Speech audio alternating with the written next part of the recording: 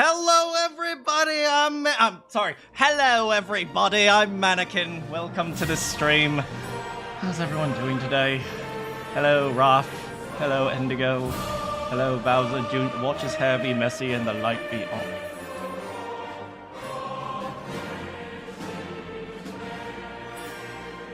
Good morning, good afternoon.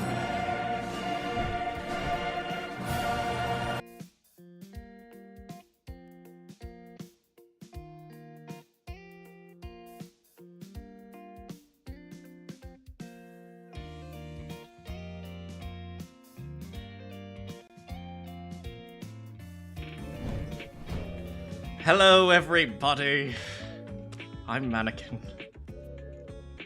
And I hate all of you. God dang it. And I'm wearing shorts today, I hate wearing shorts.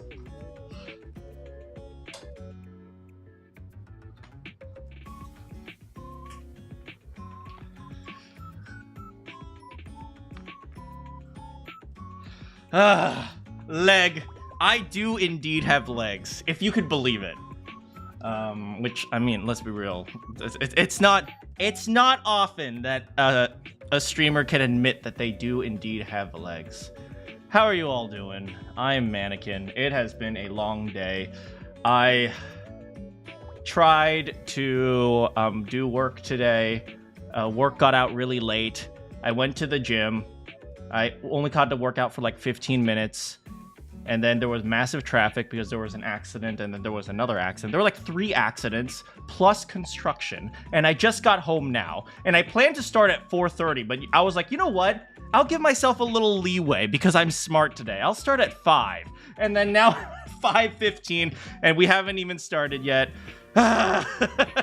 Only Van Zeeks is allowed to put his legs on the table, right? Metaton. Is the leg command still there? Can someone put in the leg command?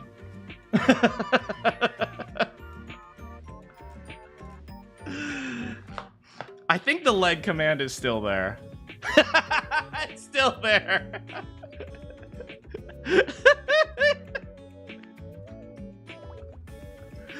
How are you all doing?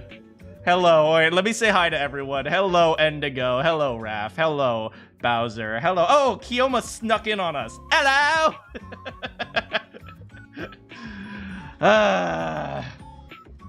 Bunch of little hidden commands for you guys.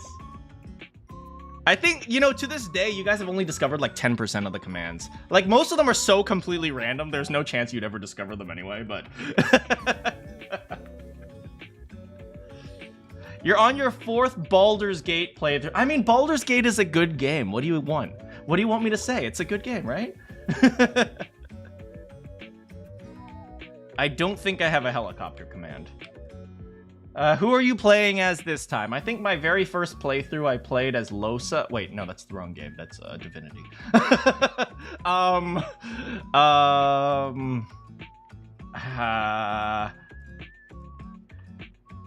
Yeah.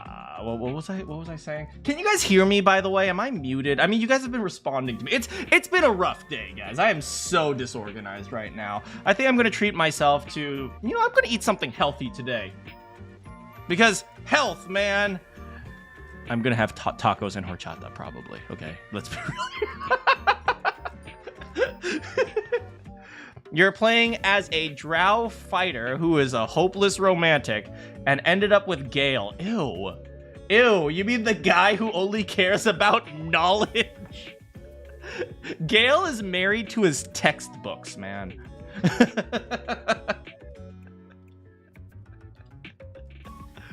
Anyway, let's go with some...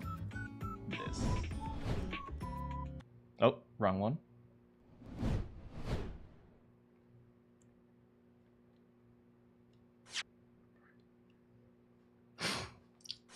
Anyway, last time I did the unthinkable. I left you guys on a cliffhanger in the middle of a testimony.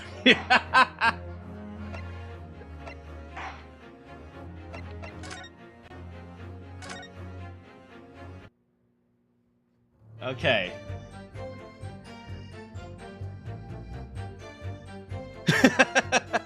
Okay, so anyway, where were we? So if you guys remember, last time... Oh, whoops. Hold on, I'm just going to... Here. Hold it! Okay. Last time, if you guys were... Okay, yeah. Get the paint timeline? I still have the paint timeline. I'll pull that up if I need to. Okay, last time... Actually, she's the only one that matters. I can stare at this all day. Anyway, so last time we established a few things. First of all, we discovered an interesting thing. It turns out,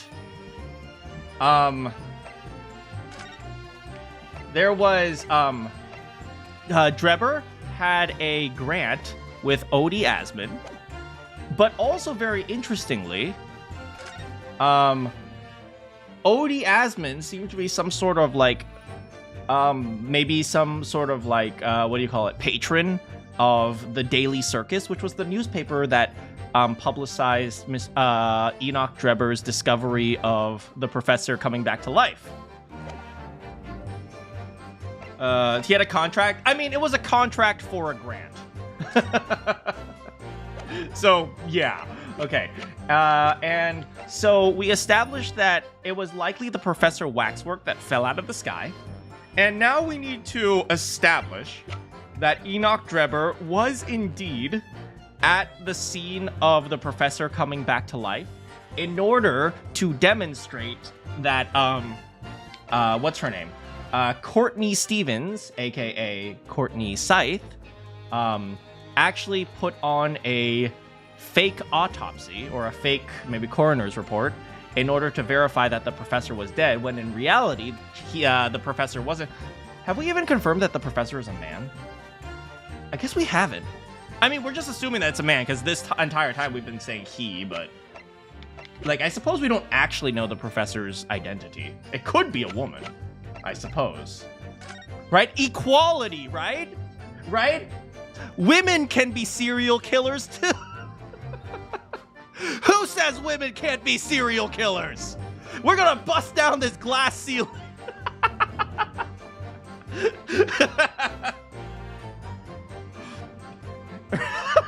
The professor was pronounced dead.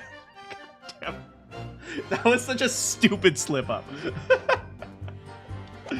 Okay, anyway. Yeah, so we're trying to confirm that Drebber did indeed see the body, and as a result, something to do with a gunshot. Equal treatment, cause of death. Woke! Tell me, Madame Two Spells. Oh, right, I have to... Ho ho! Ho ho! That's how I... That's... Oui? What exactly did Drebber say about the blood that apparently splattered on him? Right, we heard that Madame Two Spells apparently heard there was a gunshot from Drebber, and there was blood that splattered onto him. And we're going to use the camera to verify that it was indeed, there was indeed blood. You just watched someone play through where the professor was revealed, and this is oddly surreal. All right, well, I think we're going to eventually run into the professor. Oh, not run into him, but we're going to have to solve the case of the professor. I suspect there's some foul play going on with the... I mean, obviously there's foul play, right? The coroner report was fake. Hello, this is what he told me. All of a sudden, he heard a very loud gunshot from behind his back. The bullet hit him, the figure who was emerging from the tomb, in the middle of the chest, in the heart. Right, British. Right, I'm so disorganized. Thanks for bearing with me, guys. One dreadful sight after another. Still not done crying? It's okay, we'll cry very hard, man. I swear to God, if that stupid masked dude is actually Kazuma, and he was like, "LOL, I fooled you guys!" And then Susanoo's like, "Oh, you!" And then Ryunosuke's like, "You troll!" I swear I'm gonna be so pissed off. We'll cry. I'll cry. It's like, Kazuma, is that you? Ryunosuke. I trolled you, didn't I? Oh, you got me, buddy! Have fun! I swear to God. Herlock is the biggest troll. The end of this game, not the case, is insane as well. Oh, well, I mean, these types of games have a habit of tying everything from every other case together. I mean, we already found the collar of Bakersfield. I suspect that collar is the collar of the pup of Bakersfield. Mana cries over reveal. Gone wrong emotional. Not clickbait. Not click. Wait, hold on. I gotta pose for the thumbnail. Cops called. How's it going, Randy? Baskerville? Nope, it's definitely Bakersfield. It's the pup of Bakersfield. 3 a.m. Since Monsieur Drebber was at that time facing towards a condemned man.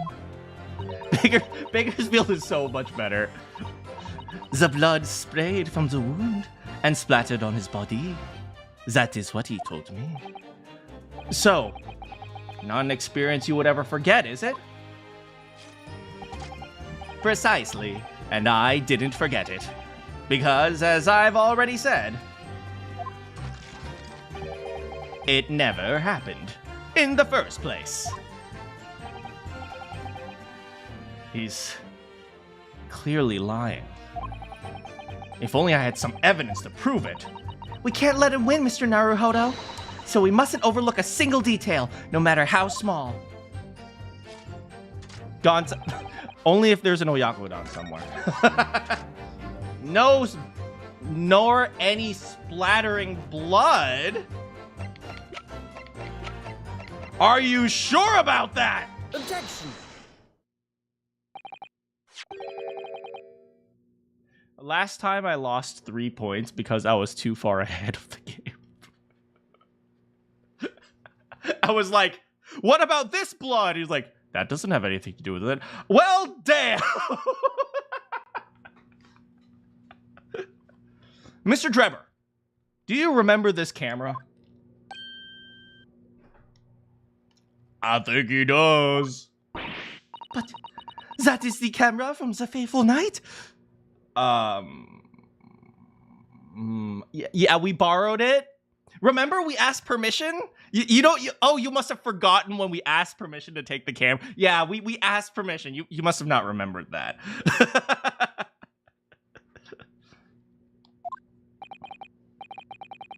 Yeah, we...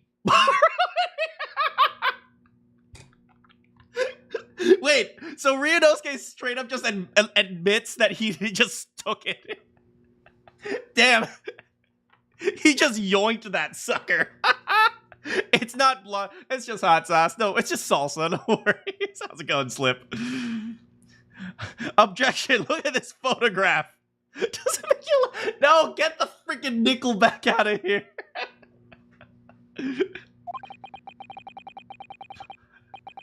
It's the camera you took with you to the cemetery that night, Mr. Drebber.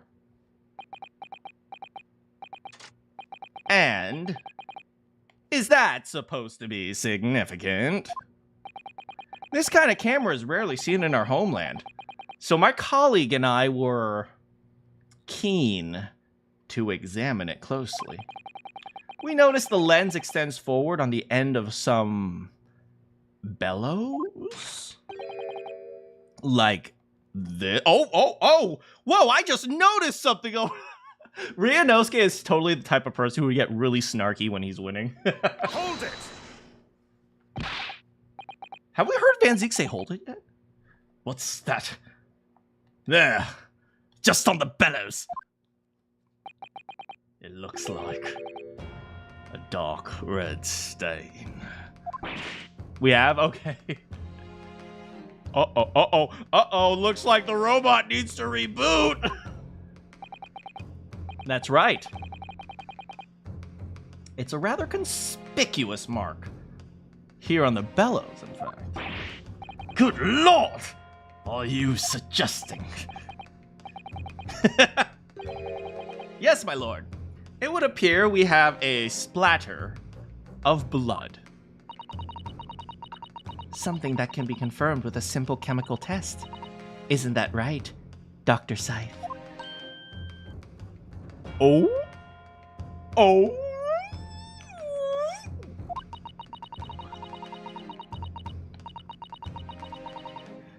It would be difficult to... right. It would be difficult to determine if it was some human blood and not the blood of some animal. But yes, to test whether or not it's blood at all is simple enough. Oh, get the frick out of here, Doctor. Oh, well, it might be blood, but it could be the blood of some random bird I shot. Get out. Get the frick out.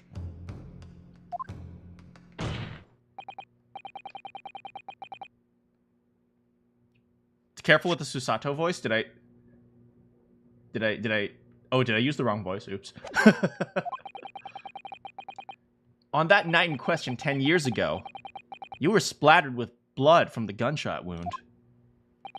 Well, ha ha ha ha ha ha ha. And furthermore, you really did witness the condemned professor emerging from his tomb! Grok, save me! Grok!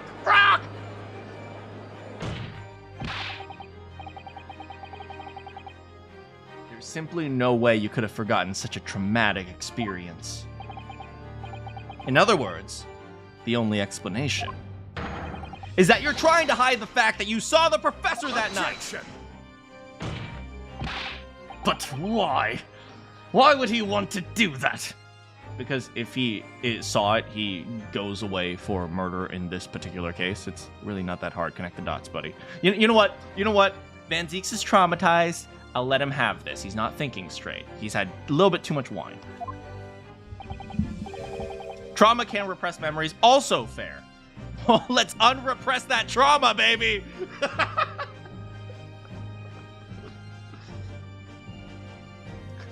They're so white because, right, his hair literally, according to legend, his hair magically turned white because of that one event.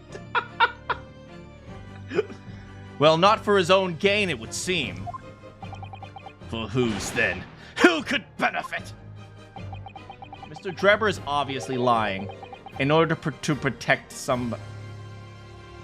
Gee, I wonder who it could be. My goodness, he's shielding someone! Man, he's not very good at telling lies, is he? I will look straight at her!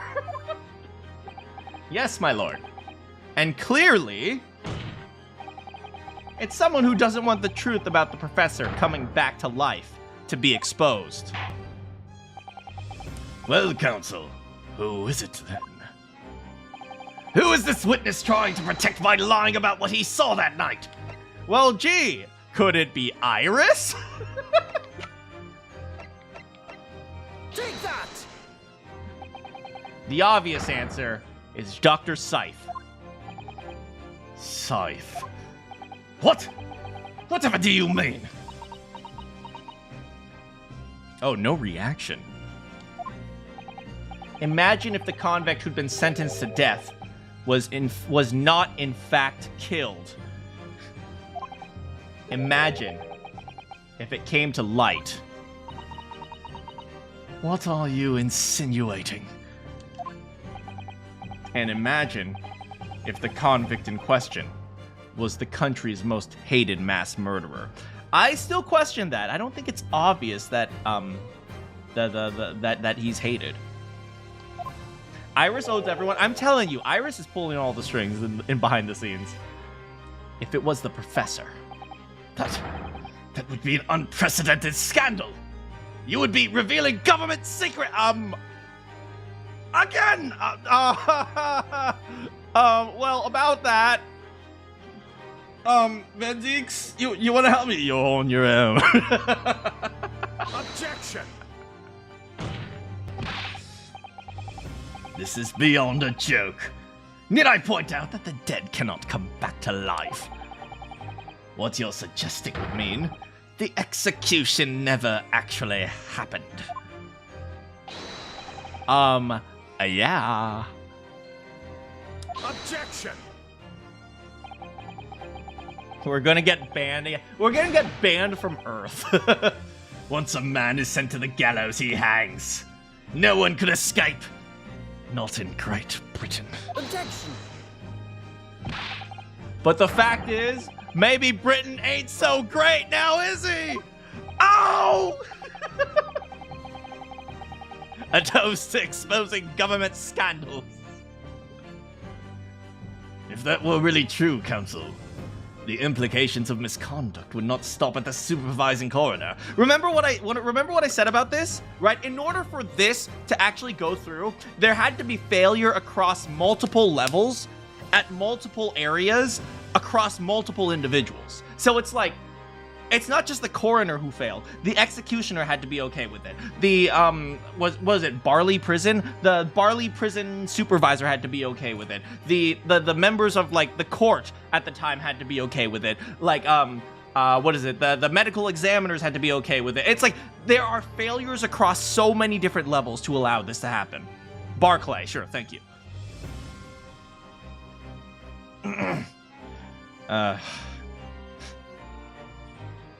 Water. Maybe you're right. Maybe Van Zeeks needs some more water and not a little bit less wine.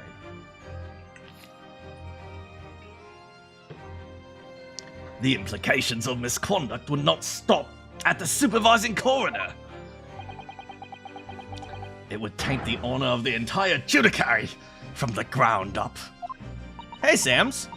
You were doing some thinking in last stream, and I think Shamspear should join the Trevor Expeditive Dance-Off. Yeah, I think so. Have a good drive. Drive safe, Sams. It goes all the way to the top. It's exactly because of those monumental repercussions that Dr. Scythe would consent to any demand made of her by someone who threatened to expose the scandal. Even if that meant being complicit in a crime. You mean? I mean that Dr. Scythe wasn't collaborating in Mr. Drebber's wicked scheme. She was coerced into collaborating in order to protect her decade-old secret. She switched the dead body of Mr. Asman with the waxwork model and fabricated the autopsy report. I cannot believe that his legs are that amazing. I cannot believe that we somehow exposed an entire a second government conspiracy.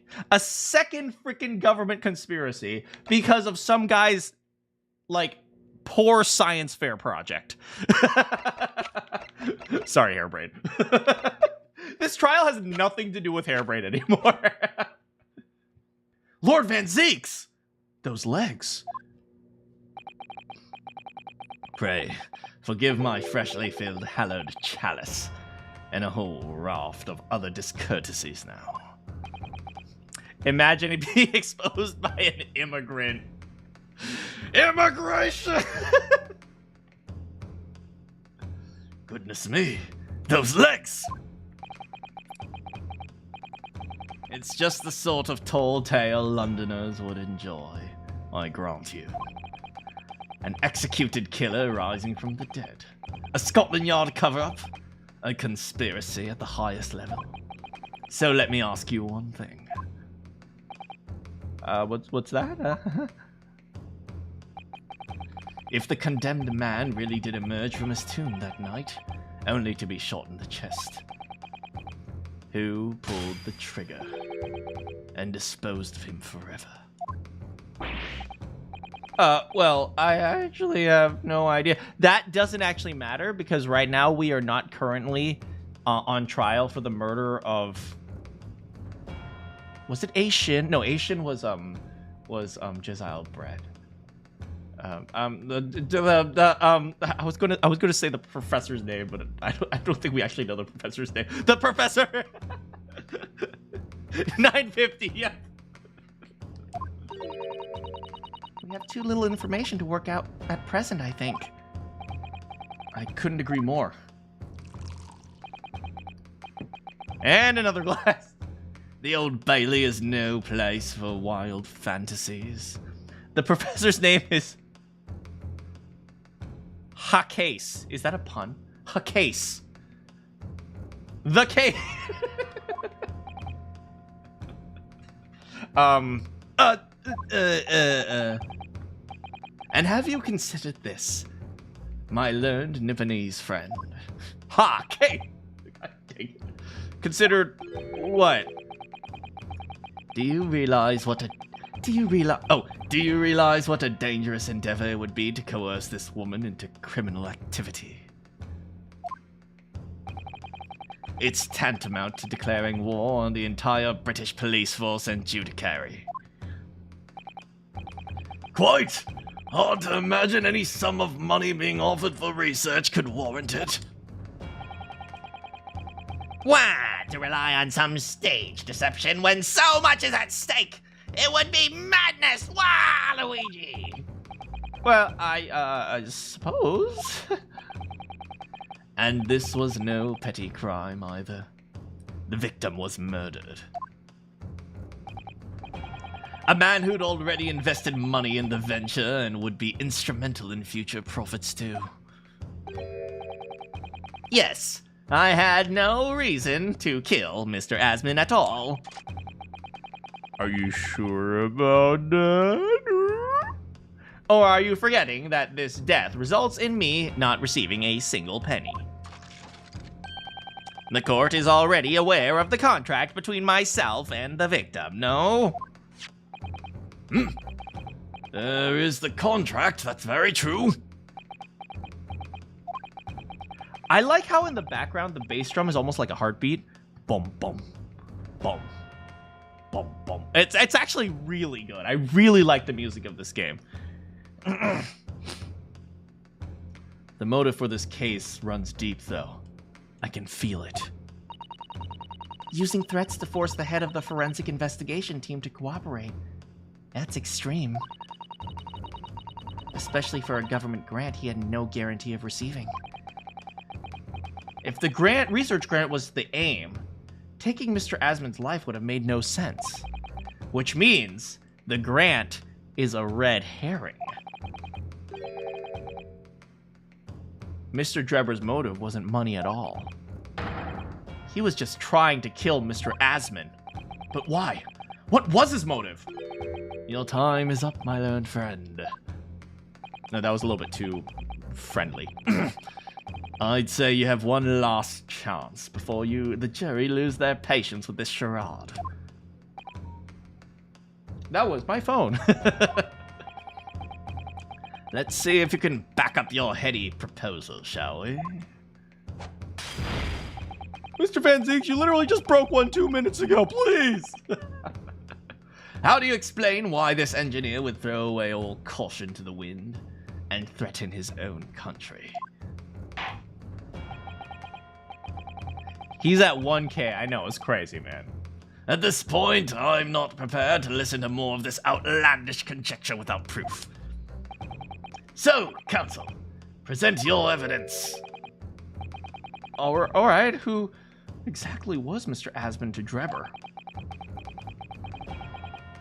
Yeah, I mean, this has destroyed a lot of people's lives already. You're absolutely right. We already know it's destroyed Van Zieks' life. I have a suspicion it's destroyed all the people from Japan, because I have a suspicion this has something to do with Mikotoba. I mean, Drebber's life, Hairbrain's life, Scythe's life, and by, association, Scythe's daughter. Yeah, a lot of people have been, like, half the members of the aristocracy, and most importantly, the Hound of Bakersfield. There's a connection no one's seen yet. And I'm gonna have to present 2 pieces of evidence. Ow. Yes, my lord. The evidence that establishes motive and explains why the witness wanted the victim dead. There it is right here. Take that! It's this newspaper article, my lord. That was written 10 years ago, and every detail has been examined already. What can it possibly tell us? That dribble should have never been written. It's typical gutter press nonsense that means nothing. Oh, we gonna use it, baby. Yes, on its own it isn't particularly significant. However, when considered alongside it... Wait, what? Why do we need 2? Huh? It will completely explain your motive for wanting Mr. Asmund dead. What other evidence? Counsel, you will present your supplementary evidence without delay. The evidence, which cross-referenced the newspaper article, establishes a motive for the deed. What? Huh? What do you mean? It's right there! It's right there! It's right there! What other evidence do we need? Oh, do we need... Really, guys? Come on. Come on. Let me just make sure. It's not anything else. No. It's not. It wouldn't be that. It wouldn't be that. It wouldn't be that. Wouldn't be that. Wouldn't be that. Wouldn't be that. Wouldn't be that. Wouldn't be that. Wouldn't be that. Wouldn't be that. Wait. Autopsy report. Wouldn't be that. Wait. Check. No, there's nothing here. Wouldn't be that. Wouldn't be that. Wouldn't be that. Wouldn't be that. Anything here? No. Wouldn't be that. Wouldn't be that.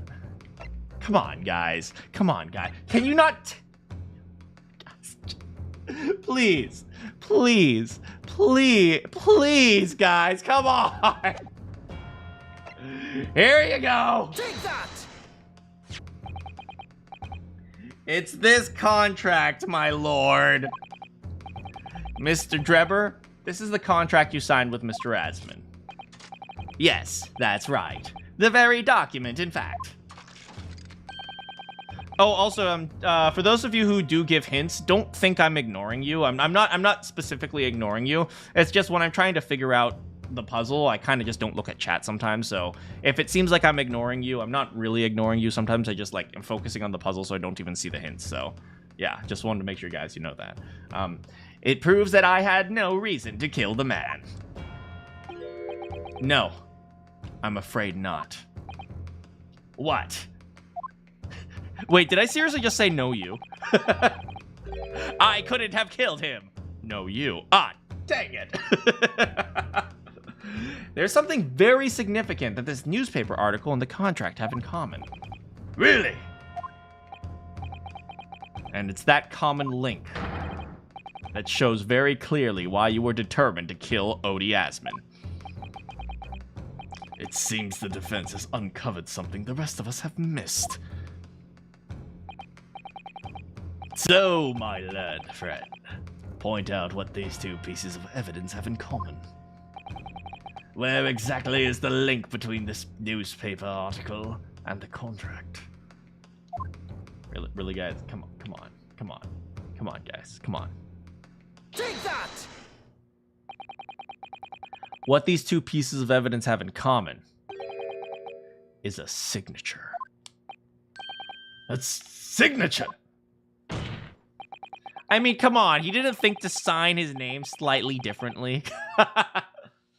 The signature on the illustration that accompanies the 10-year-old article, and the signature on the contract. I guess he had no reason to... Oh. Belong to the same person!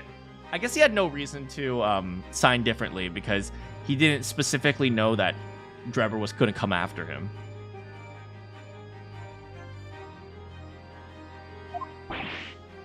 What? Rebooting. As the courts heard, this illustration was drawn 10 years ago by the newspaper reporter who found Mr. Drebber and interviewed him about his ordeal. If you look closely, the reporter's signature can be seen in the bottom right corner of the drawing. Overheating. And if you look at the contract here, which was signed between the witness and the victim last year, you can clearly see Mr. Asman's signature at the bottom. Oh, good lord, they're identical! Pixel for pixel! It's almost like someone copy and pasted it! Trevor 1 runs on 95.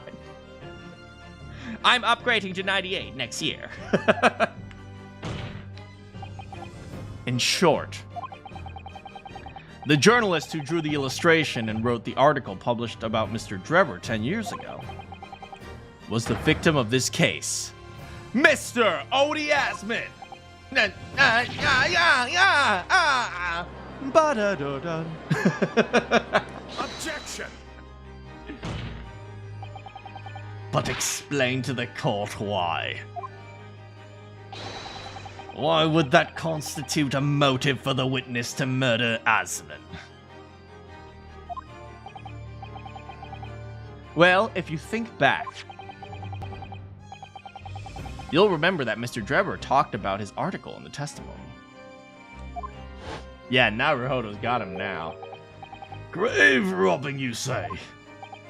Yes, I like corpses. They smell nice. That is quite beyond the pale! Yes, well, I think I smelled enough. Cha-cha, real smooth. The Daily Circus eventually unearthed my name and put it to print. It caused me a great many headaches. In the end, I had to leave the university. That was the only paper with the bad grace to identify me unambiguously, I might add. Then I gave up on my dream of becoming a scientist. It was all because of that newspaper article.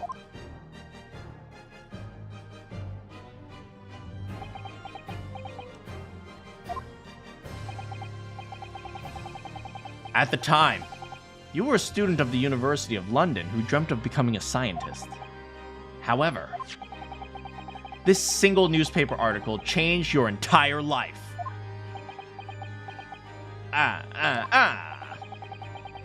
So, Mr. Asman used to be a newspaper journalist, did he?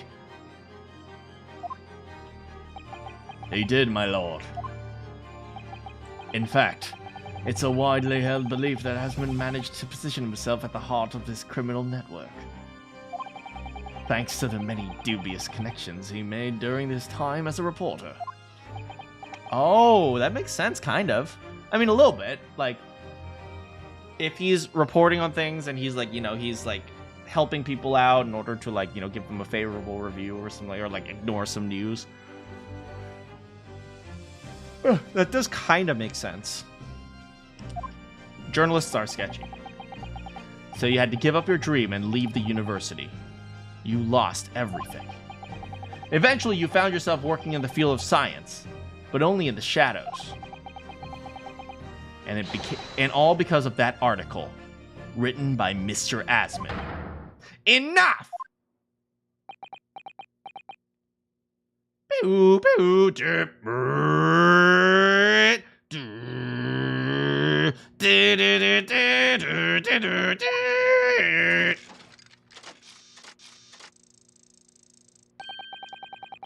Stop this endless dribble about my life.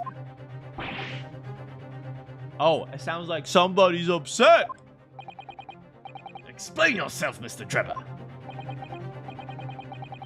Yes, it's true. I had to leave the university as a result of the article. But it was just the straw that broke the camel's back. What do you mean? Almost every student of science in the faculty was too poor to actually conduct any research.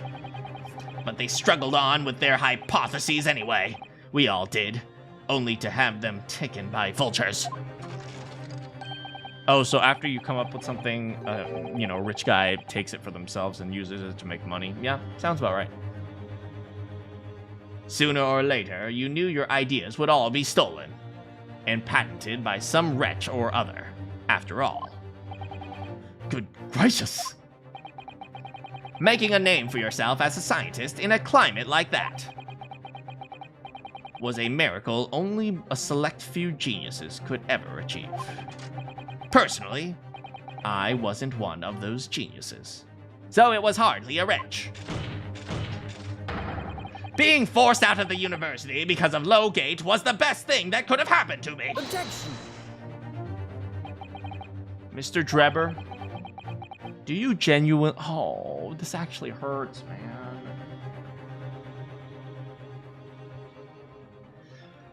This hurts because he still has his trophy.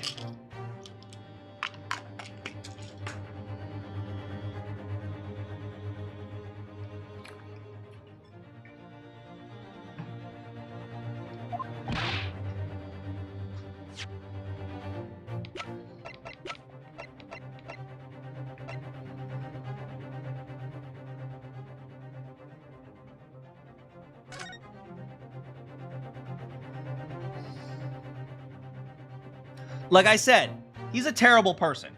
But I also say this over and over again. All villains are victims. All of them. So, man. It's like his life's work was destroyed because he was poor and he was at the wrong place at the wrong time. And the government destroyed him.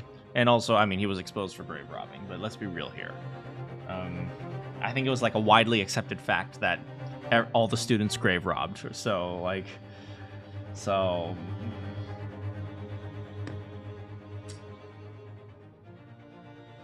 this sucks, man.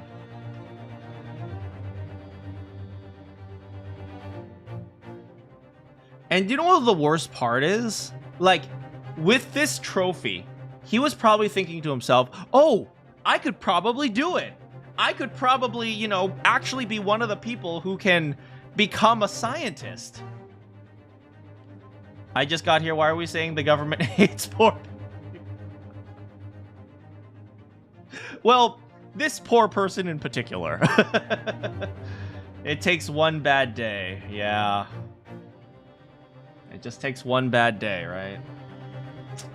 Like, he was probably here saying, like, I can do it. I can achieve my dream. And then he was in the wrong place at the wrong time, and then he probably was kicked out, and then he thinks to himself, well, all these other kids, they don't have the trophy. I got the trophy. I could have done it. And yet, you know, every one of these guys are out here grave robbing. I just happened to be at the wrong place at the wrong time. It's just, oh, man. Man, he must have just been so resentful. I wonder if he tried to destroy the careers of other scientists because he was resentful of them. It makes sense. Who's better placed to know whether or not I possess a talent for science than me? Well, maybe the Royal Academy, man. I'm sorry to say, your words don't ring true at all. Well, welcome, Basilisk. Oh, I've been calling you Queen Basilisk. Oh. My bad. How dare you? And I have evidence to prove it. How are you in a position to say anything about me? I don't know you from Adam. My name is Ryunosuke.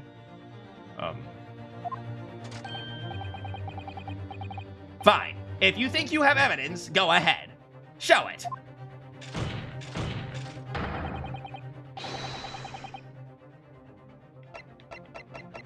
What could you possibly have to disprove that I was happy to leave the university because I lacked talent? I'm sorry, man. I'm sorry.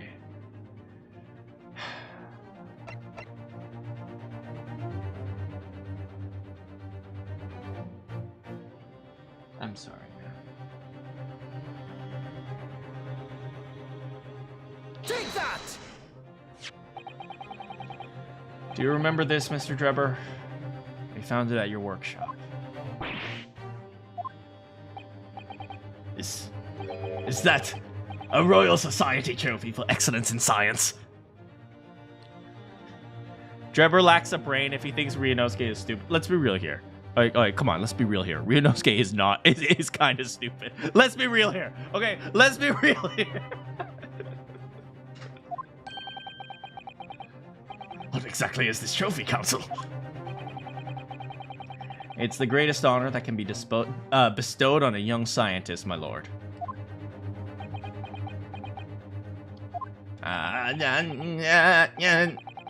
There's no higher accolade. It recognizes emerging talent and promises a bright future. He's not stupid, just sheltered. Okay, fair enough. Good gracious! Your prospects for the future were excellent, weren't they, Mr. Drebber? Because even then, you were a genius in your field.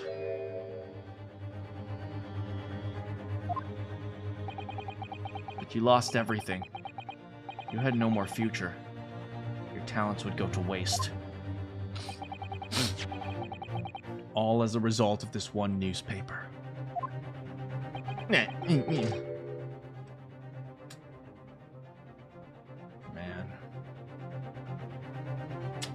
It's not too late to turn your life around, man.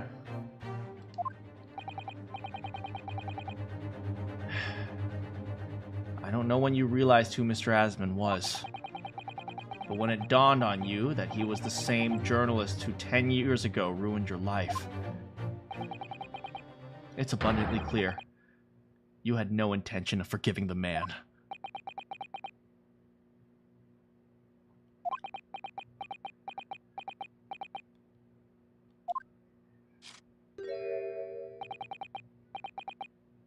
The truth is,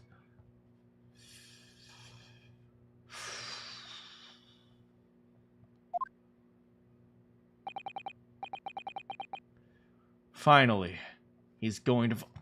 Ryunosuke, why did you say that? You just jinxed it. You just jinxed it. It's all over now.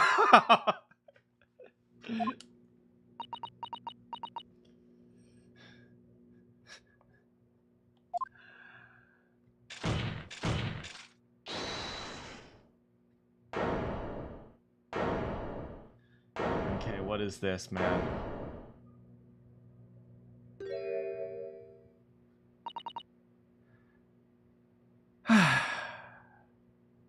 Dang it, we didn't get to see him transform into like a into like a mechazoid or something. Fine. Clearly, this has run its course now. What? I admit it. All of it.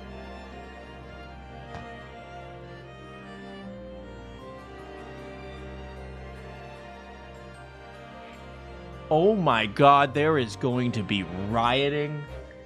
Police distrust of the police is going to be at an all-time high. There's going to be like vigilante justice. Like, people are going to die. Heads are rolling for... Oh my god. It's all over now. I have destroyed a nation. My bad. Okay, but first of all, my bad. There's no way this is getting censored. This is a public trial.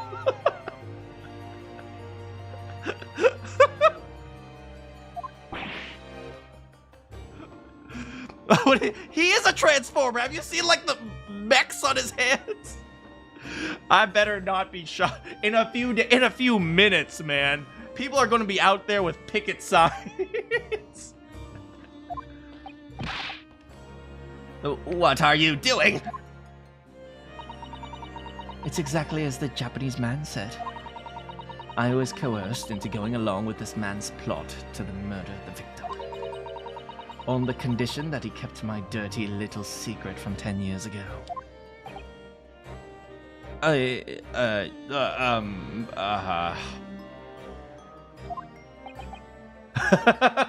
I'm speedrunning the anarchy path, the anarchy route.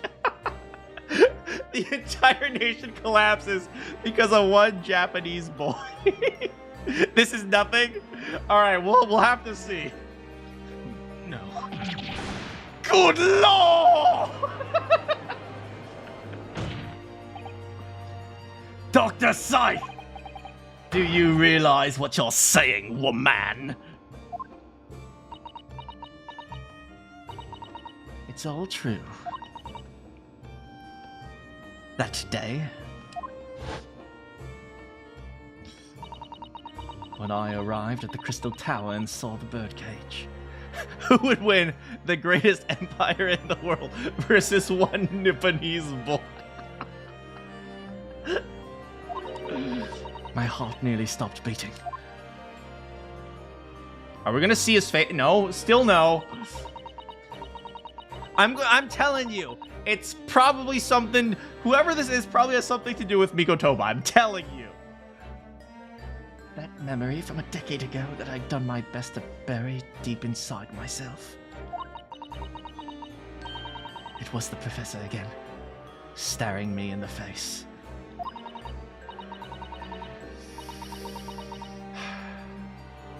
And then, before I had the chance to react, I noticed something else. Shall I count down? Man, the purge starts tonight. There was a note tucked inside the model's jacket.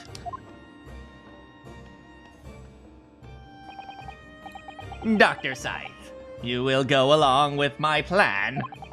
From somebody who knows the truth about what really happened that night 10 years ago. I appreciate you guys being careful about spoilers, I do.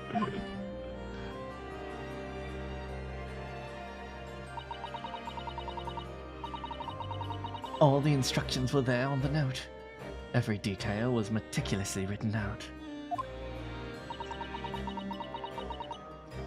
I had no choice but to do what it said. I made the necessary alterations to the scene, fabricated the autopsy report as instructed.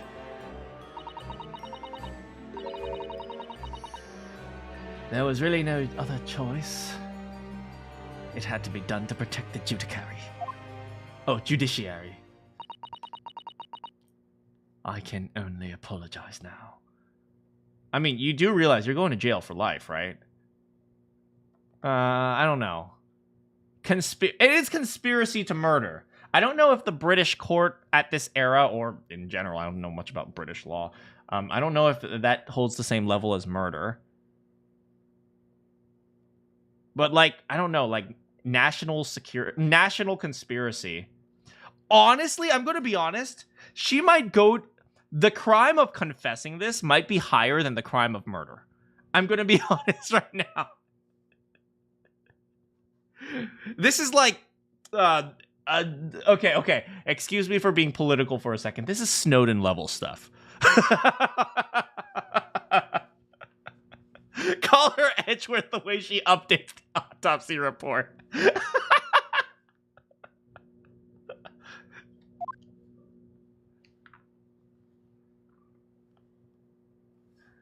Oh, man.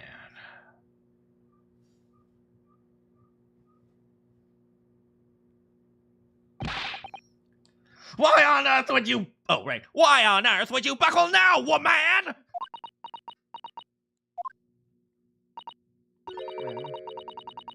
There's no point trying to hide it anymore, is there?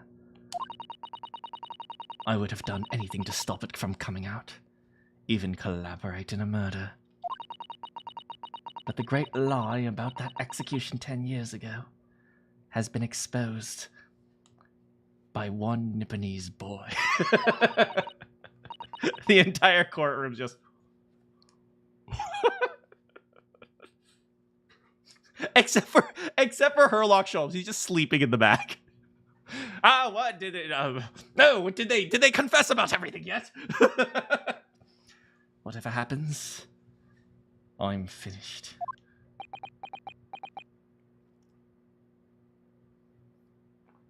Oh, did they find out that I'm the murderer yet? Oh, not yet. I'm going to go back to sleep then. In my day. Poor juror number 6. At this point, Herlock owes everyone money. Herlock's like, I need another caramel ball. So then, Mr. Trevor, what do you say to that? Your accomplice has admitted everything. With soap popcorn!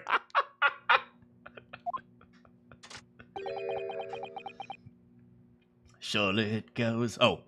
Surely it goes without saying. You admit your part too, then. I admit nothing at all! Okay. God damn it. Okay. Okay.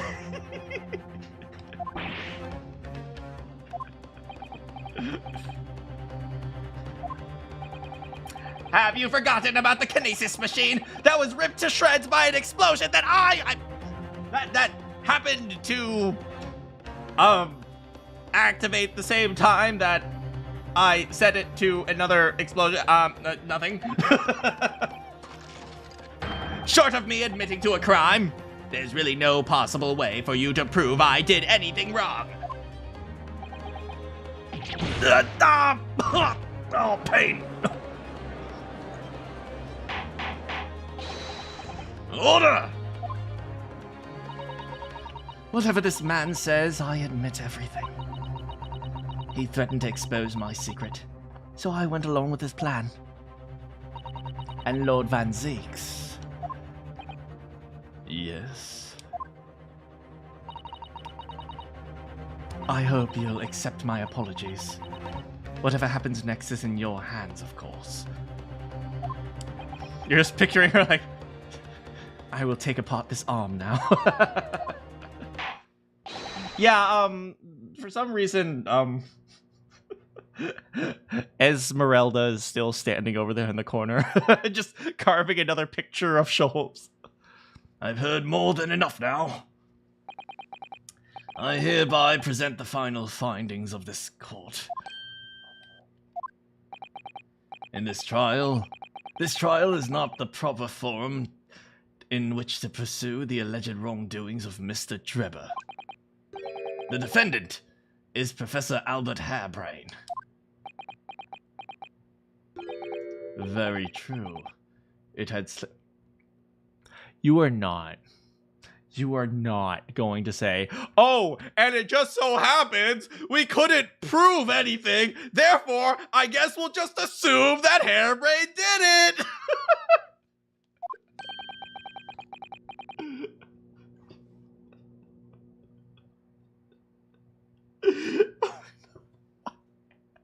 Why? How is this happening? Well, with lack of anyone else who could have done it, I guess we'll just blame it on Harebrain. Isn't he one of your closest friends? As the court has heard, Dr. Scythe has admitted to the allegations brought by the defense, thereby absolving the defendant of any possible guilt. Oh, okay. Yeah, that works. That works.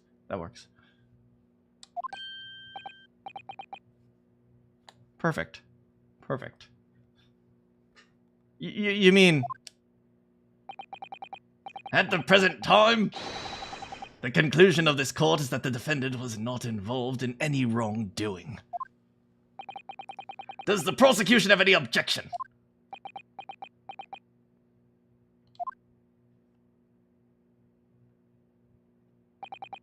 None, my lord. Congratulations, Mr. Naruhodo. You've proven Professor Harebrain's innocence. Without further ado, then, the adjudication. Unless the defense or prosecution have any other matters to discuss.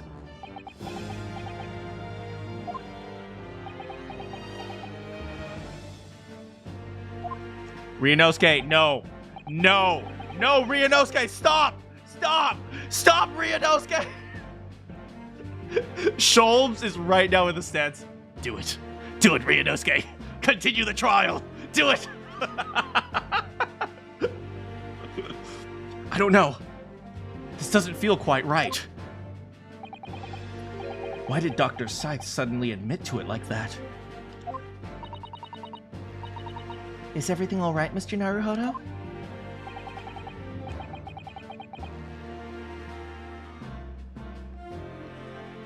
Huh. Like you said before, the way the trial is set to end now, the judge will certainly deliver a not guilty verdict. You think Van Zieks was hoping Hairbrain wasn't guilty? I mean, juror number 2 ships Hairbrain and Van Zieks. And so far, you know, I think juror number 2's Wattpad stories are a little spicy. So, I could see it. Well, that's his friend. Well, not according to juror number 2. Is that really what we want? What the defense should be pushing for now is... Immediate... No. Do it, Ryunosuke. Continue the trial, Ryunosuke. Sholmes, shut up, Sholmes. Didn't I tell you? Pursue the truth. But my client is gonna go free. I don't care. Put him in a jail cell for all I care. Pursue the truth, Ryunosuke. Sholmes, stop.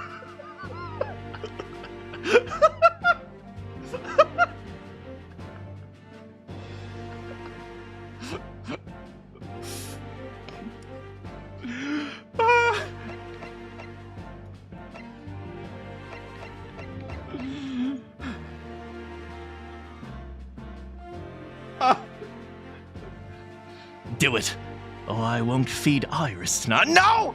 Sholmes, no!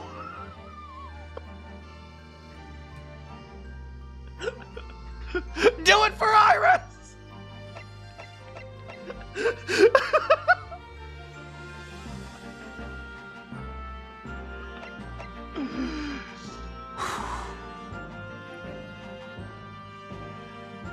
Do it.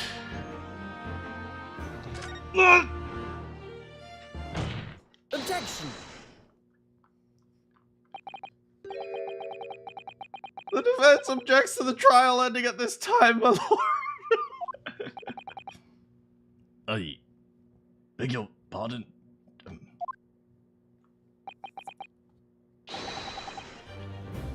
We demand one final testimony. Uh-oh.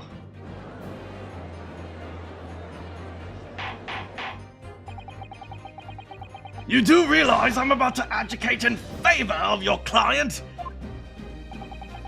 What are you playing at, my Nipponese friend?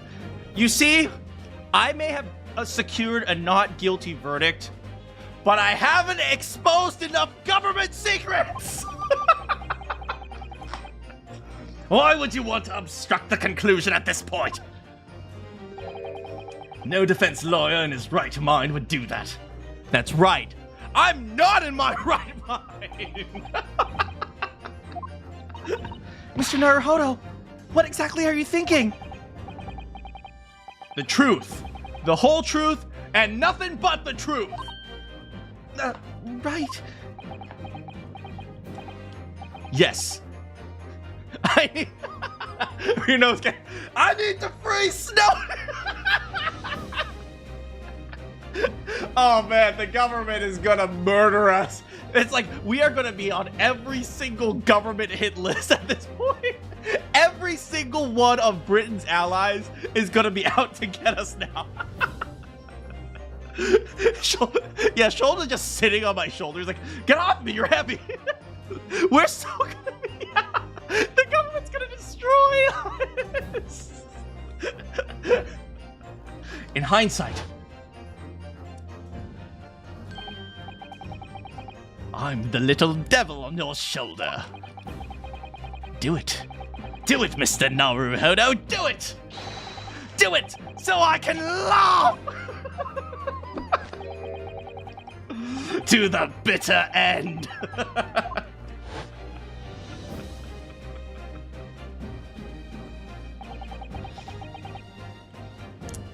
I'm sure Mr. Sholmes knew. Yep, I definitely knew!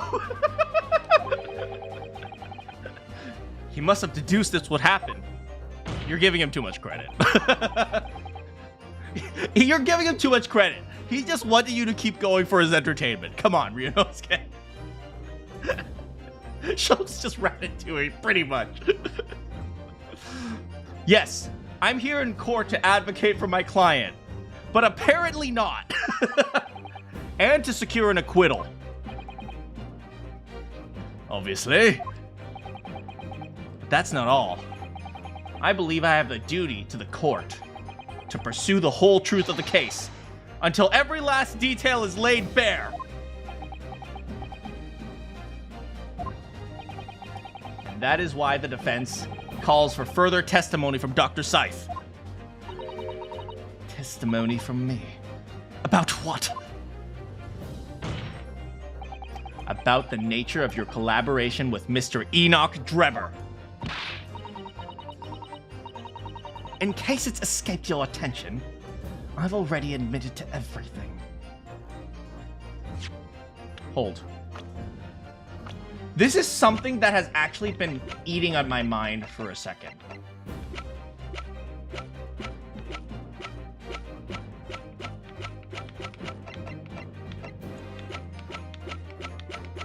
Sorry, I was making rhythms with the sounds. This has been something eating on my mind for a second, right?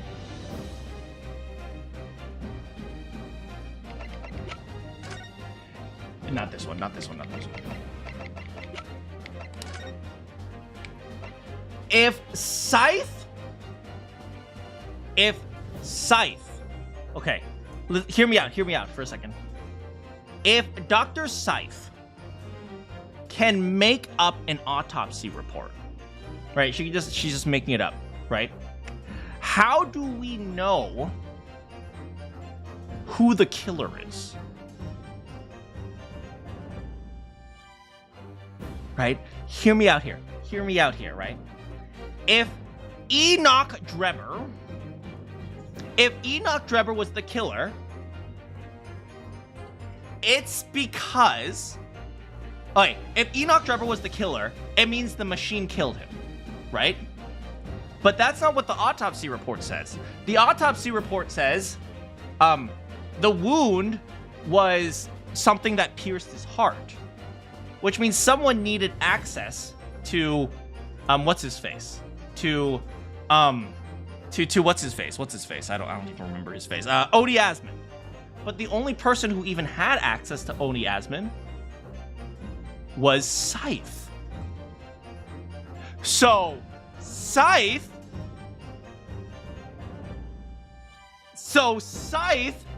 is confessing to collusion so she can get away with murder. Meanwhile, Shom's in the background. Yes, Ryunosuke! Yes! Continue, Mr. Naruhodo!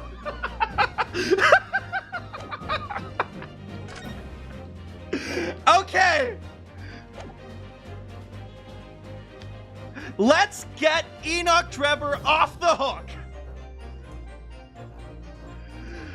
Oh my god! Dr. Scythe, you are going away for a long time!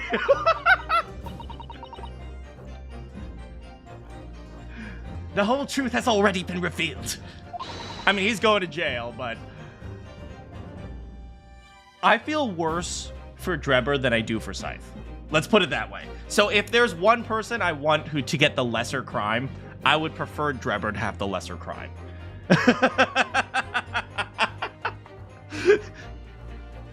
Stop wasting everyone's time.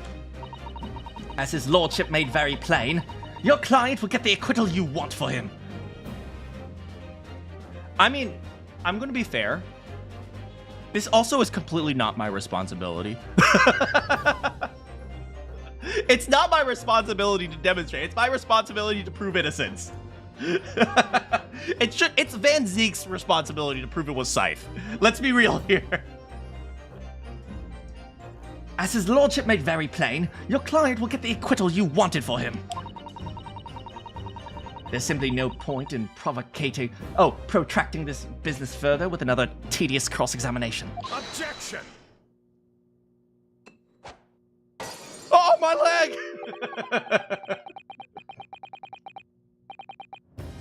Pray, forgive my careless handling of the hallowed bottle. It slipped.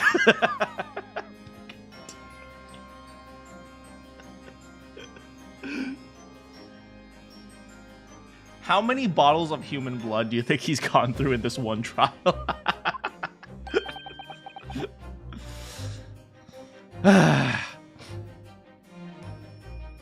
That's what you call it? Oops! He's the type of person who would slap you and go, oops, I slipped. What is your objection, Lord Van Seeks? You're gonna have to pay your tab eventually. Billet to strong art. The prosecution. Also calls for supplementary testimony from the witness. Don't be stupid. If there is more to this case than has yet come to light, then I will join my learned friend in pursuing the facts until the bitter end. That's right. Trust the Nipponese. Believe in the Nipponese. You what? Lord Van Zeeks. This is most irregular, to say the least. Trust the Nippons. However, as the prosecution also calls for it, I will uphold the request. Dr. Scythe, testify if you would. Explaining the full extent of your involvement in the murder, apparently committed by Mr. Drebber. Very well. You can't believe Sholmes murdered Odie. Ah, you spoiled it!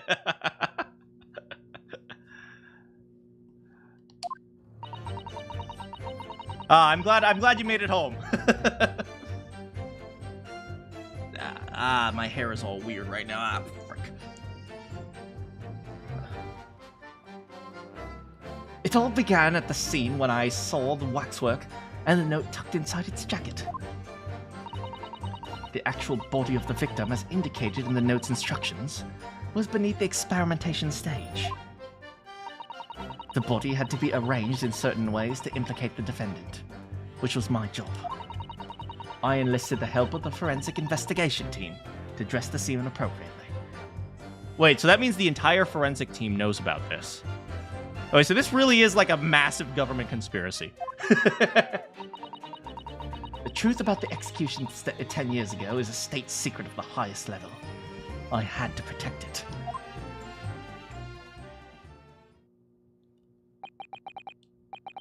So I was right. The stage and the machine were all specifically designed for the deception. So it seems, and all meticulously prepared. You did well to see through it. You're a very shrewd boy.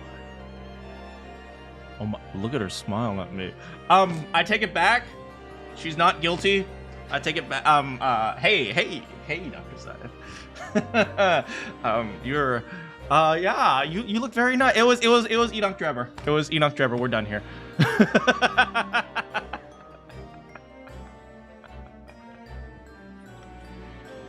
Screw your state secret. Oh, yes, please. What? I mean, what?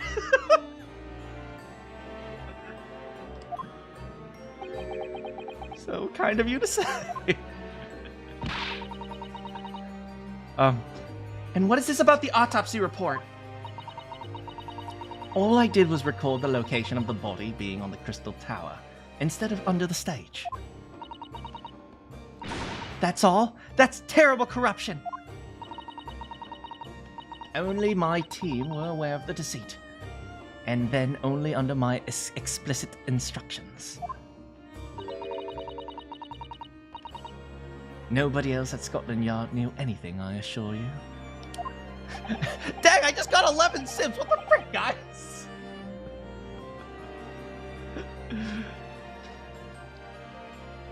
We must be thankful for small mercies, I suppose. Well, I believe that testimony has clarified everything.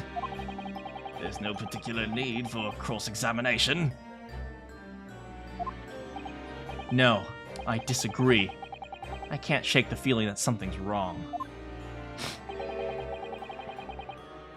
Just look at the express. I'm looking. Don't worry. I am looking. No, yeah. Excuse me.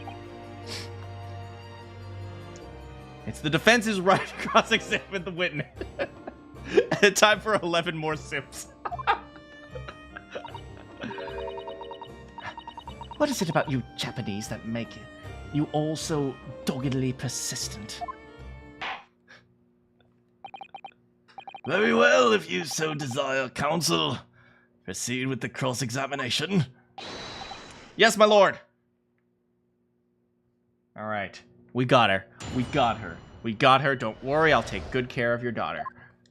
It all began at the scene where I saw the waxwork tucked inside the note. The actual body was beneath the experimentation stage. The body had to be arranged. Okay, sure. Which was your job. I enlisted the help of the forensic investigation team. It is a state secret of the highest level. I had to protect it. Okay, hold on. Here it is. Hold it! When you say arranged, I presume you mean with this. Yes. The instructions in the engineer's note said something along the lines of fabricate some evidence to make it clear that it was Hairbrain alone that could have killed Asmund. So you mean that was your doing? I fetched Hairbrain's ridiculous screwdriver from the stage and took it with me, alone, to the abyss under the stage where the birdcage had fallen. Alone, Doctor?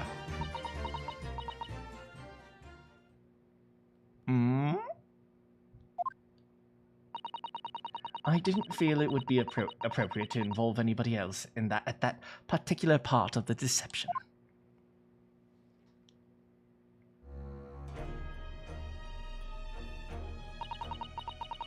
There was a void under the stage where I found the birdcage lying in the dirt.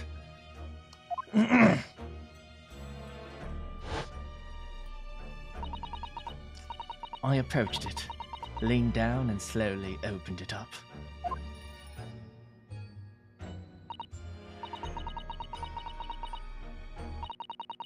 Then I took the screwdriver in both hands and plunged it into the man's chest.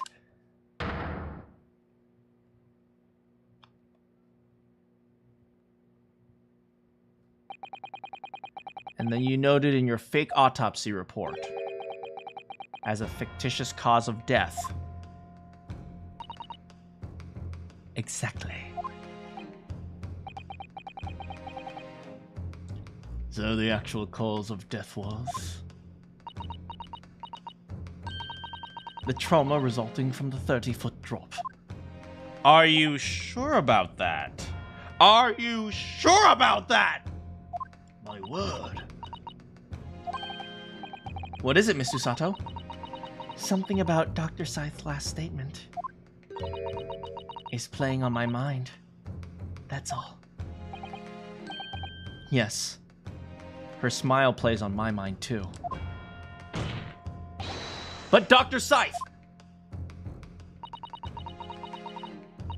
There's really no need to shout. I can hear you perfectly well. The defense calls for you to add what you just said to your formal testimony. Oh? Which part? What I want to hear her supplement her testimony with is... the real cause of death, or what she did to the victim. Let's think about this carefully. Let's think about this carefully. Okay. What did she just establish? She established some information that we have never seen before. So we have to think about this carefully. The first thing, you can change your answer later, but it's my money and I need it now. Okay, think about this. All right, think about it this way. What did she just establish?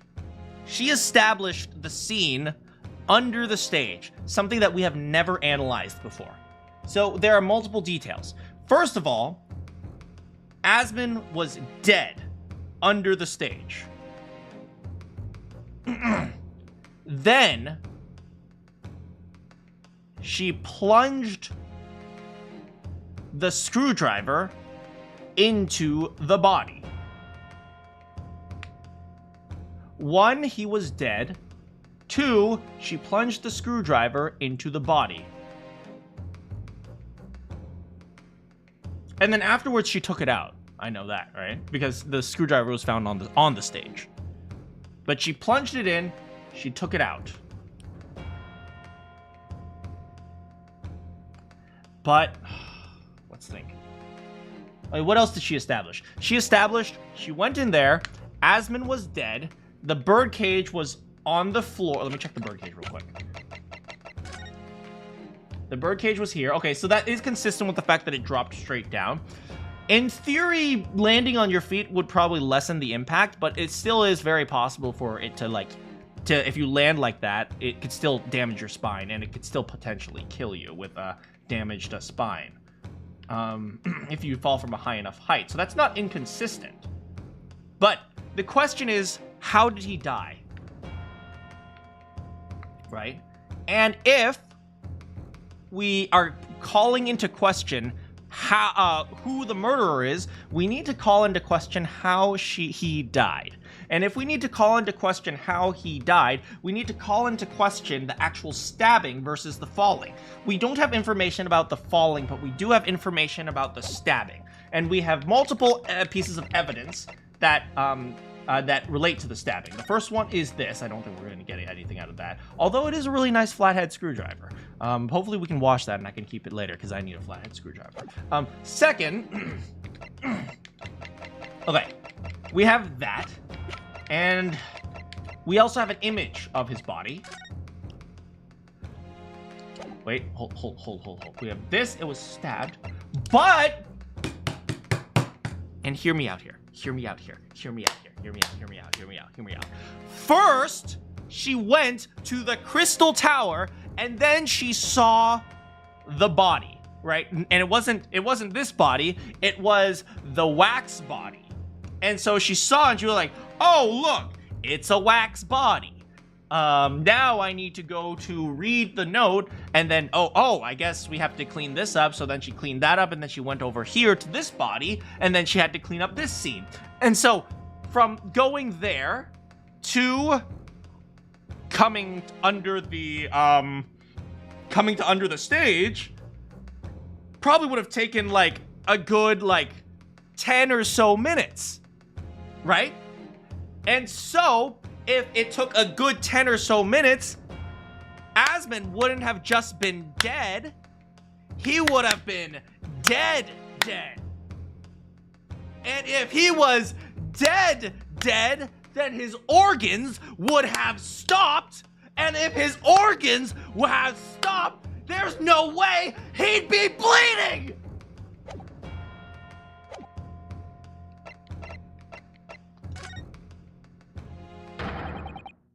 Let's go! How you stabbed Mr. Asmund? Fine, if that's what you want. But there's really no point. The prosecution concurs.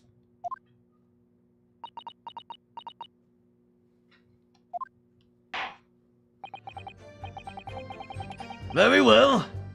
You will supplement your testimony now.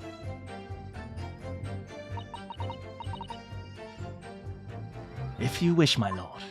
All right, let's see if we can get this. All right, we got her. We 100% got her. I stood over the victim's corpse where it lay in the toppled cage and plunged the screwdriver into the chest. But if he was laying down there dead, there's no way the blood would bleed like this! Objection!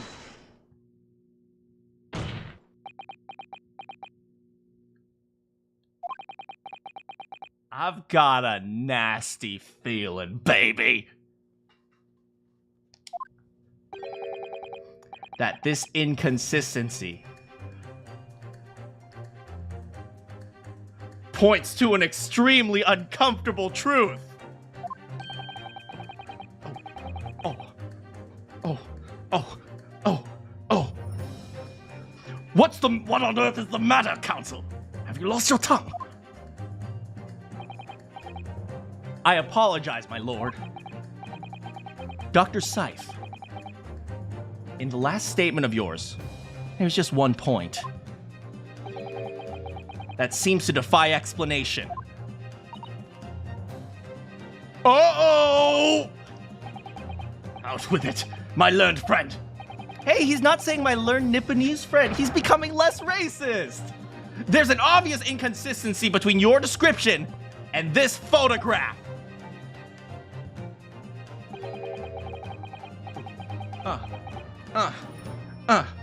Which shows the victim in the birdcage following the events that led to his death. Objection! The court has already examined that photograph in depth. There is nothing new we can learn from it. Objection! Yes, we've already considered it, that's true. But we got new information, baby! But we now know the facts to be different. Look at this photograph! What do you mean? I believe we should let the defense cook. Where in this photograph would we see the alleged inconsistency?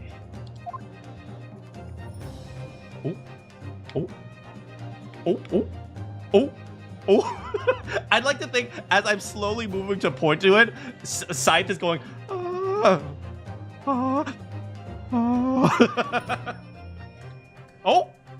Oh, could it be here? Take that! Look closely at the blood stain on the victim's chest. It clearly extends downwards towards the man's feet!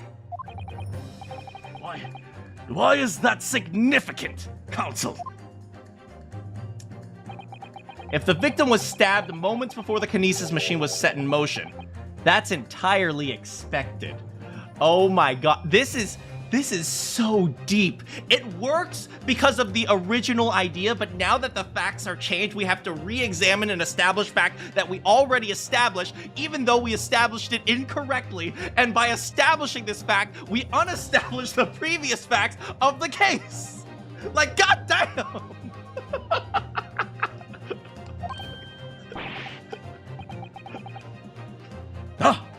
Of course, no, that's not what happened. Exactly, my lord. Dr. Scythe made it very clear in her testimony just now. At the point in which he stole Professor Hairbrain's screwdriver and stabbed the victim.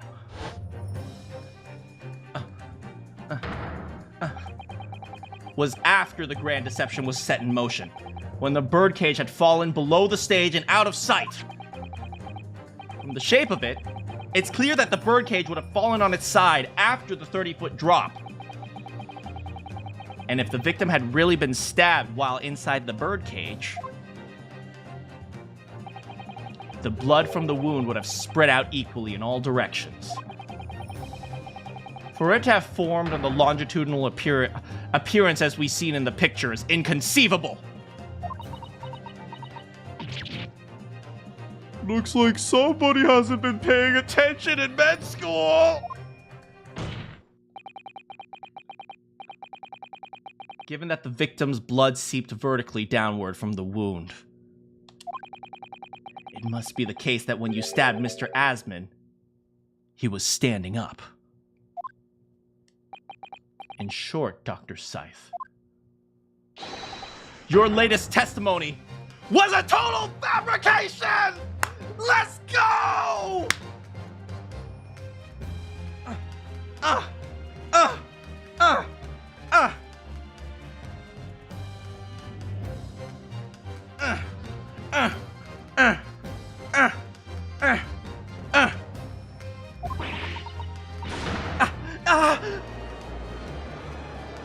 Are you sure you still don't want to admit to anything, Trevor?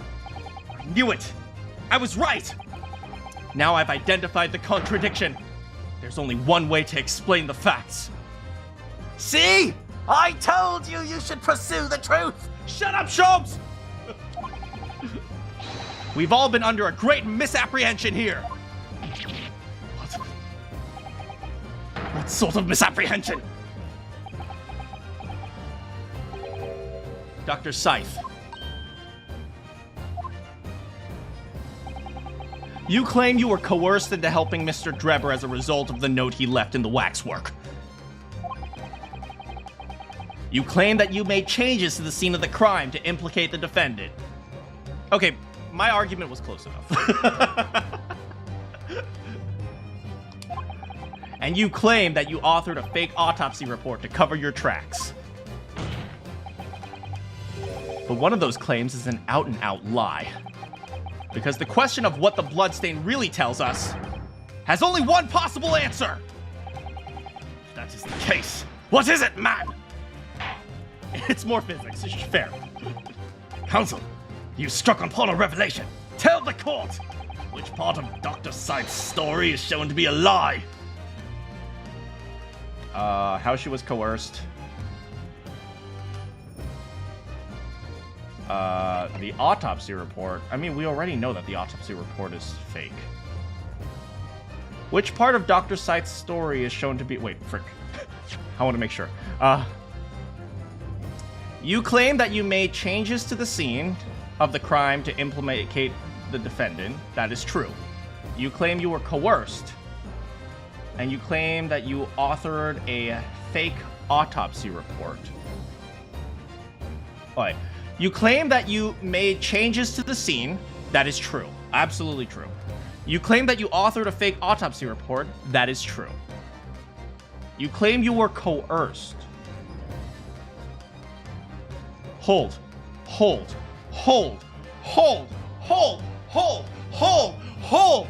Oh my, wait!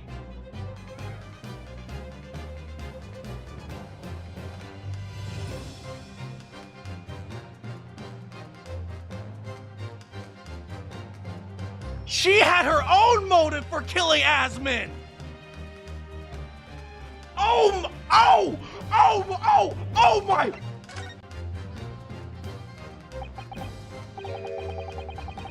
Dr. Site, clearly you weren't really coerced by some letter at all. What? If you were, where's the note? It's nowhere to be seen. That's as may be.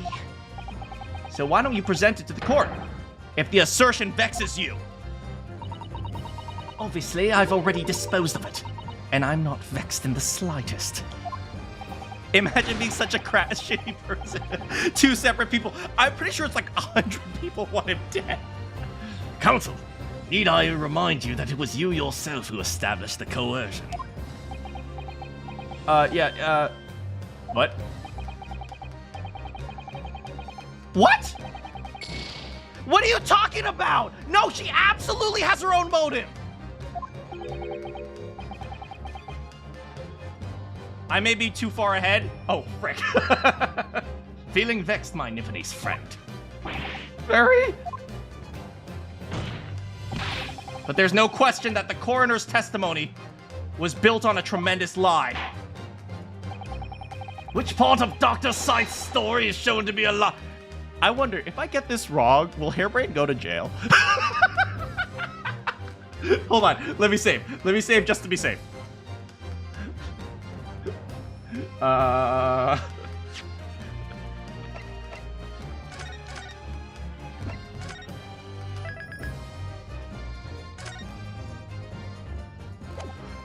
he doesn't have the armband in this one. Okay, okay.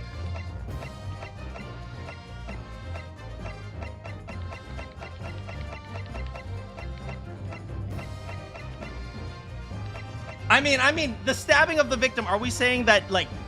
Wait, hold on. Did they actually establish that she stabbed the victim, that she's the killer? But one of those claims is out and outright. Okay, hold on. Okay, falling from the side and the victim... okay. From all the blood, it would have to spread in all equal directions, inconceivable.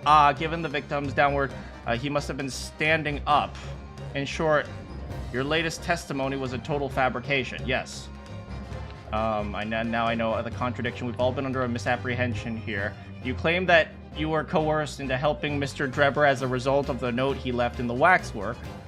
You claim that you made changes to the scene of the crime to implicate the defendant. And you claim you authored a fake autopsy report to cover your tracks. but one of those is an outright lie. I mean, the autopsy report is 100% fake. We do know that.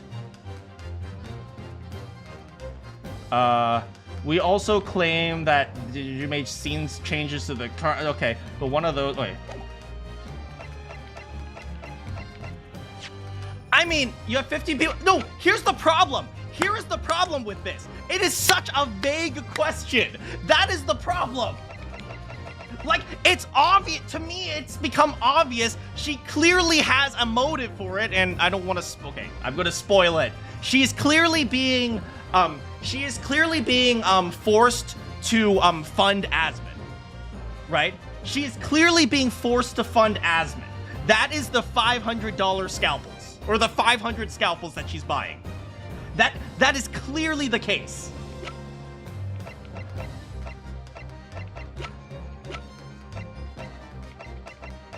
But it's so vague. Okay, let me think. Oh wait. Nationality, British.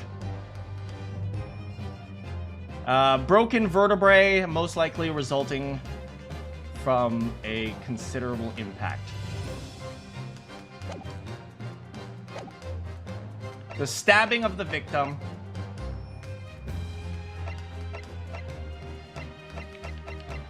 It's so vague. Okay, all right, let me just... Okay, oh yeah, hold on. Okay, one of those claims is an outright lie. Okay. You claim you authored a fake autopsy report to cover your tracks. All right, let me check the autopsy report again.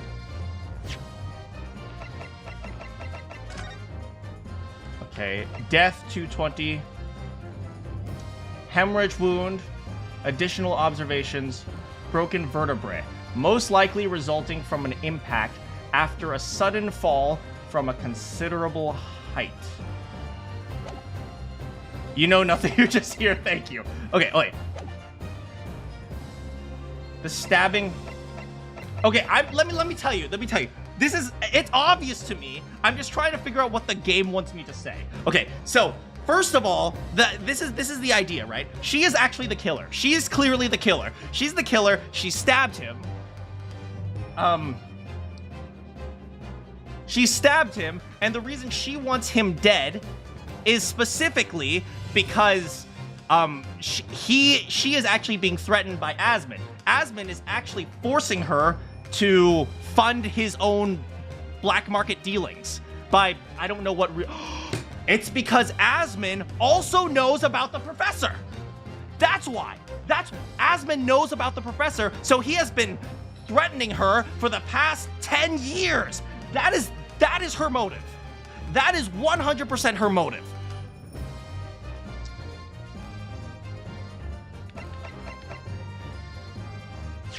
Now, wait, now let's just make sure. Let's just make sure we understand. Okay. It's clearly that. But the question is, okay.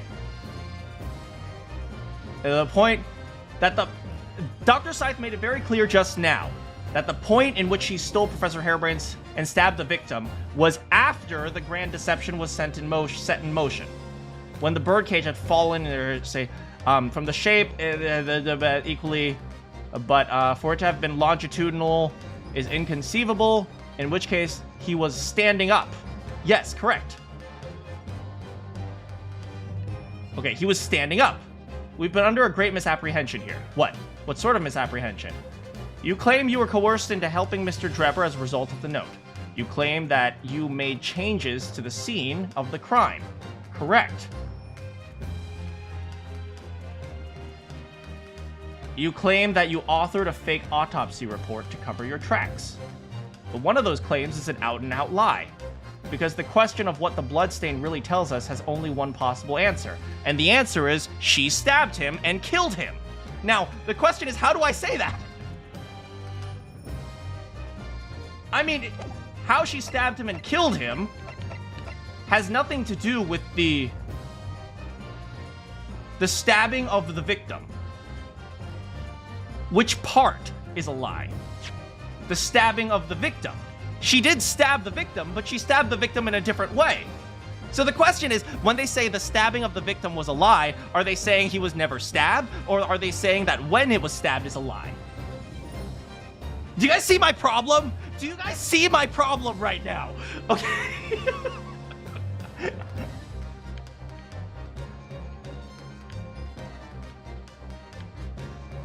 But there's no question the coroner's testimony was built on a tremendous lie. It has nothing to do with the autopsy. I'm too far ahead. That's the problem.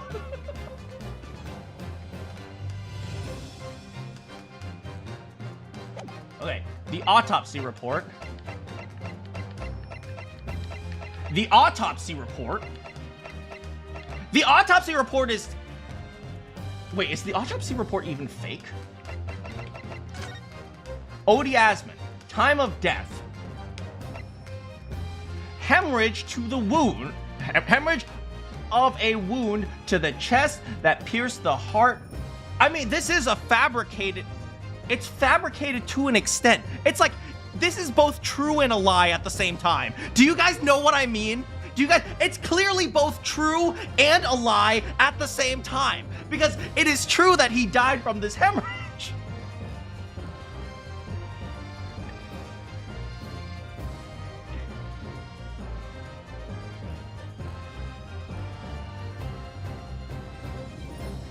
It's so vague.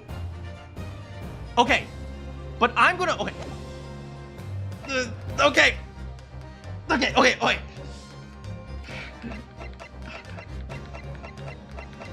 It's a half-truth. See, that's the problem.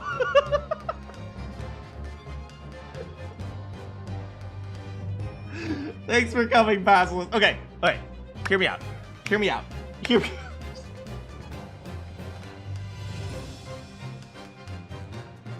These are all half statements. She was coerced, but she also has her own motive. I'm overthinking. No, I'm not overthinking. The question is vague. That's like, use addition to get the number 4. I'm like 2 plus 2. It's like, actually, the answer was 1 plus 3.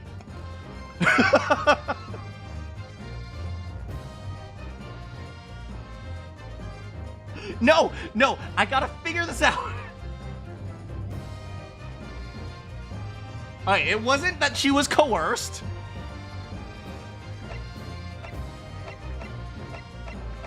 It's 3 plus... Nah, see? See the problem? Okay, it clearly wasn't she was coerced, because we know that, right? We tried that one. So the question is the autopsy report or the victim? Okay, so let's play the game. Wait, you guys remember the multiple choice rule? You don't choose which one is right. You choose which one is more right, okay? Okay, so you choose which one is more right, okay? The autopsy report, in theory, is a lie.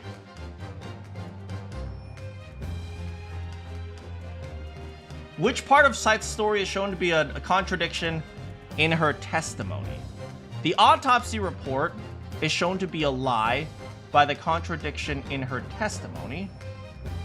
Wait, which part of Dr. Scythe's story? Okay, the autopsy report is shown... Which part of Dr. Scythe's story? Okay, so what do we say is the part? Okay, the part. Okay. You claim that you authored a fake autopsy report to cover your tracks. Okay, to cover your track. You authored a fake autopsy report to cover your tracks.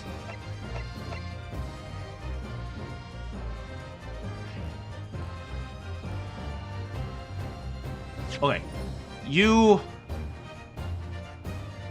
claim you authored a fake autopsy report to cover your tracks. Can that be disproven?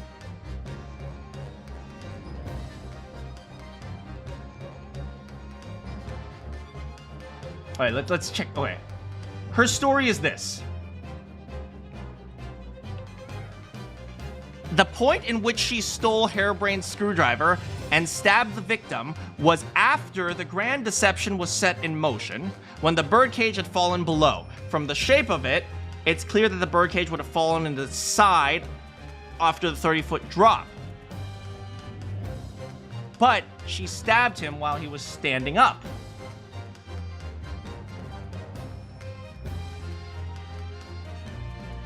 Okay. You must have been, in that case, it must be the case that when you stabbed Mr. Asman, he was standing up. Wait, but, okay. So I believe it is more correct to say the stabbing of the victim.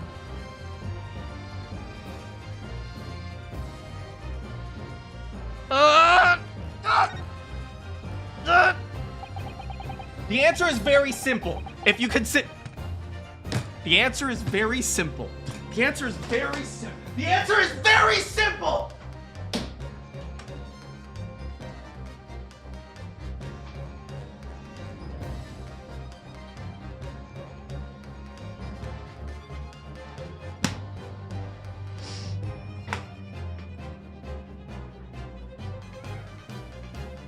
The answer is very simple. The answer is very simple. The answer is very simple. Stop. No. I do not accept this. Okay. Look. Forget that was like 20 minutes of point. No. I do not accept this. Okay, look. Read this.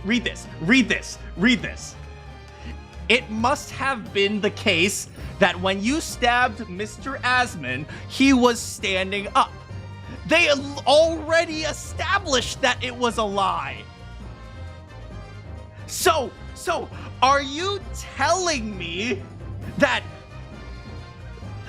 the answer is, this is a lie because I said it was a lie?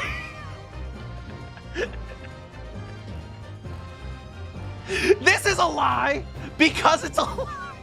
You are not telling me that that is the freaking logic we're going to. There's a joke going around in the physics department. Yes, every single math book, textbook I have,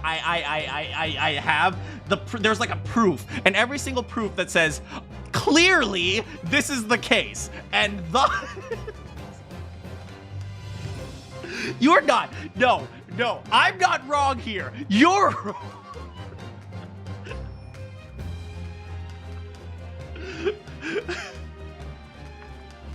You cannot tell me the answer is it's a lie because it's a lie. That is the most circular freaking logic. Hey, Manakyn, the answer is very simple if you consider the sequence. At least we got to enjoy the epic music.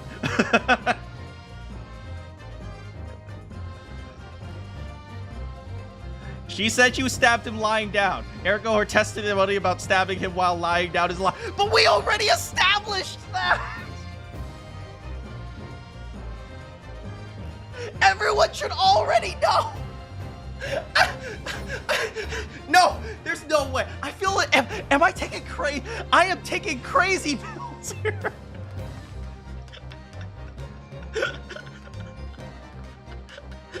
I feel like I'm going insane. I need new meds.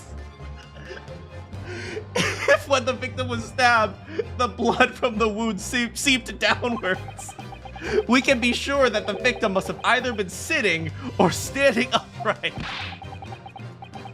But as you rightly pointed out, but as you clearly pointed out, because this should be obvious, the birdcage would have been fallen on its side. I would have said, yeah, because the autopsy report is in theory written correctly, which in and of itself is a lie that she fabricated it. Have I taken my antipsychotics?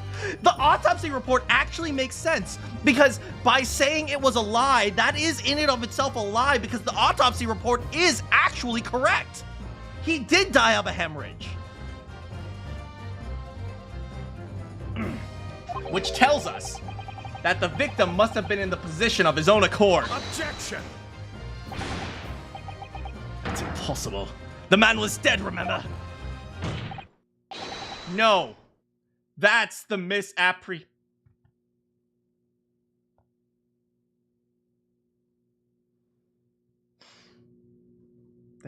Yes.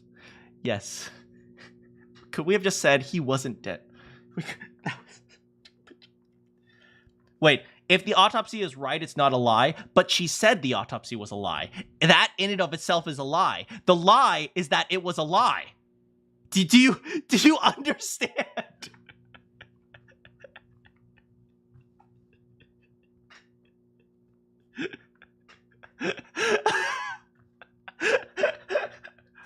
We didn't establish that he was still alive after the fall.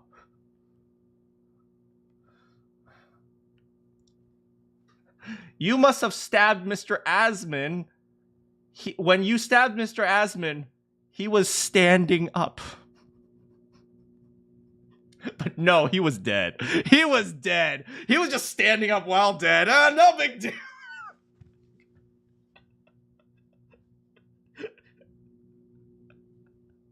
No, I am right. You are wrong. Every single one of you. All of you. All 8 billion people in this world are crazy. I am the only sane one. It's like he came back to life. Get out. Iris, send me to Detroit.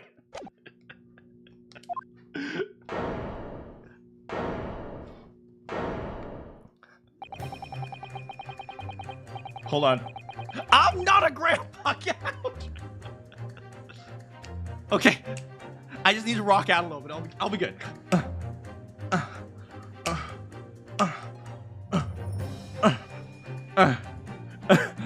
See, whenever you hear this music, that's like a guarantee that I'm about to screw up.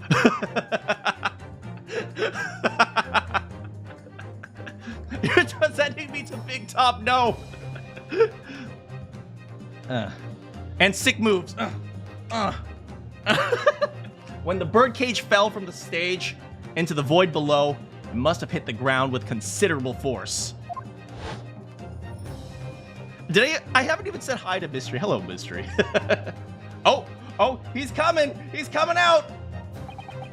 But Mr. Asman didn't die in the fall.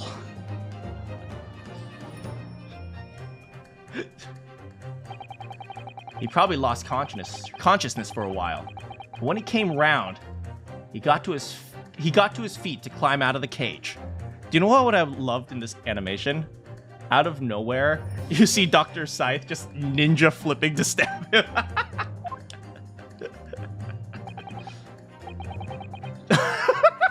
Just as Dr. Scythe appeared. Will I play a lot of the next? I might play a little bit depending on how quickly this case ends. Depends. Don't send me to O-Block.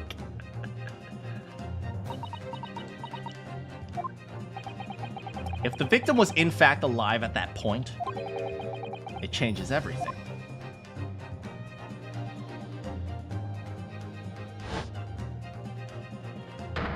Ooh! She teleports. No, she teleports right behind him. Drebber, are you ready to confess? Mr. Odiasman's killer wasn't the defendant, Professor Albert Hairbrain.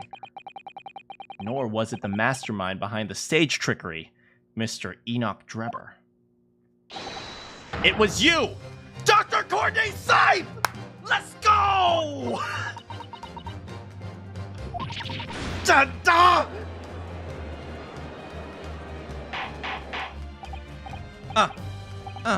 Order! Can this possibly be true? Have you been taking me for a fool? It was you, wasn't it? You killed him! Hey, don't look at Madame Two Spells. She's done nothing. You hope that by admitting to being an accomplice in Mr. Drebber's scheme, the trial would end. But he has me on his side!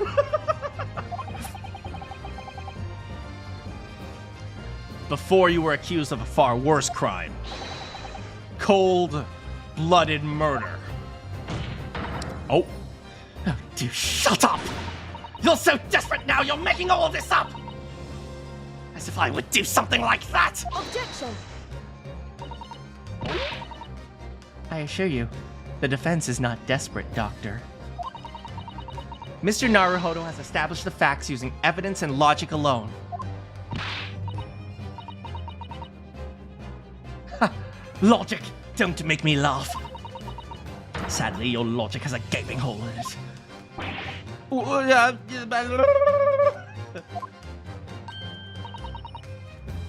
I thought it was obvious. A motive, boy. You're lacking a motive. Didn't you hear my 20-minute overthinking in the previous section? I've established the motive. Yeah, Spells is just chilling. What possible reason would I have to kill Mr. Asmund? Asmund was involved in a number of criminal activities from coercion to theft to murder. But there is no known connection to Dr. Scythe there. I'm rather relieved to say it does seem somewhat far-fetched. True, there's no obvious motive, but there's something in the back of my mind. I feel like I've seen something somewhere that hints at why the coroner might have done this. Yes. I might have tampered with the crime scene and concocted a fake report. But murdering someone for no reason is a very different story. Objection! Oh, Dots? No. When you question what possible reason you could have for wanting to kill Mr. Asmund, something did come to mind. What? What is it, Counsel? Enlighten the court! You got this, buddy. Yes, we saw it yesterday, didn't we? Something that seemed strange, but we had no reason to suspect it at the time. There's a particular object that explains why Dr. Scythe would have wanted to kill Mr. Asmund. The iron mask, the screwdriver, scalpels. It's a scalpel, or rather, scalpels. Did you say scalpels? Oh, you thought I didn't see that now, did you? It would appear that that word has struck a chord, Doctor. Come on, out with it!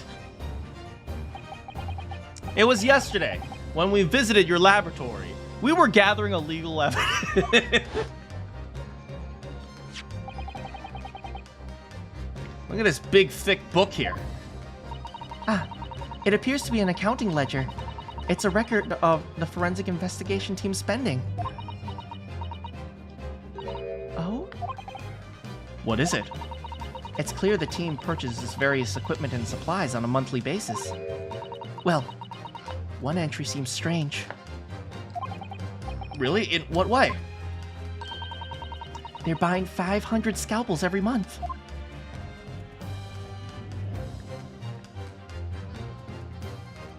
I'm sure there were very shoddy constructed scalpels. You know, the type that maybe you use to have to pay off someone. 500 scalpels.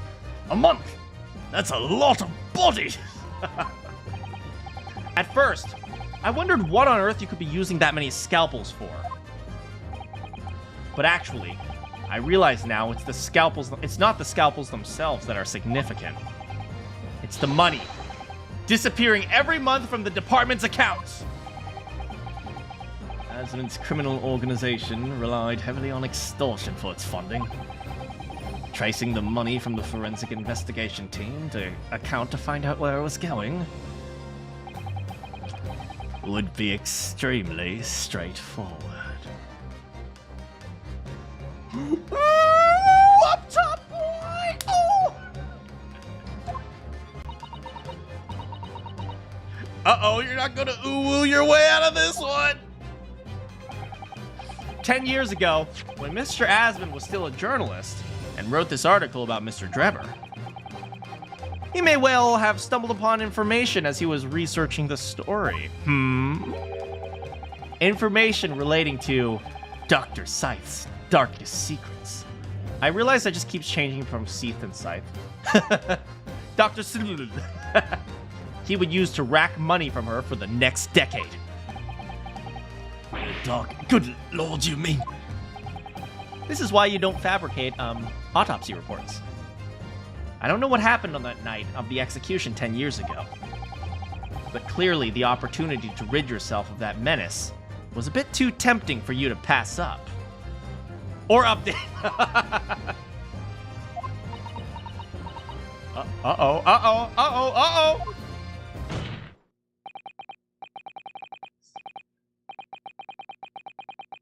It's pronounced seethe, like anger, like seethe, like court-ni-seethe,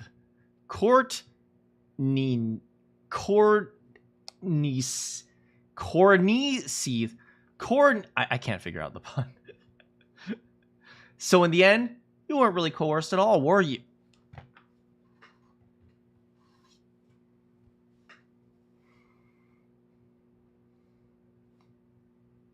So in the end, you weren't really coerced at all, were you?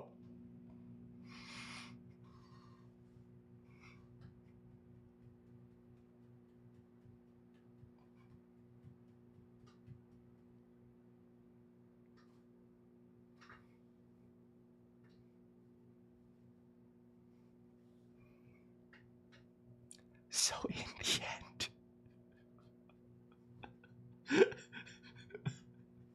Thank you for making me feel better, Meep. Thank you for blessing my 10 IQ with a very unrealistic compliment.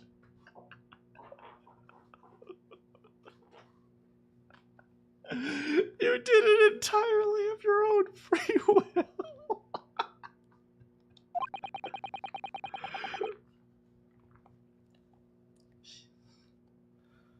Oh, shis comes from the word shis. Oh, that's a very interesting. That's very interesting. Like shis, meaning to die. Yeah. Was it shis? Sheath.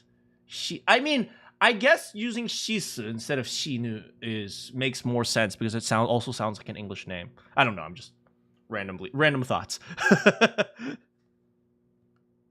Common issues. They either don't see something that's right in front of them or getting way too far ahead. God damn it, this game. You stabbed Mr. Asman in the heart with all your might to silence the blackmailer who knew your dark secret forever.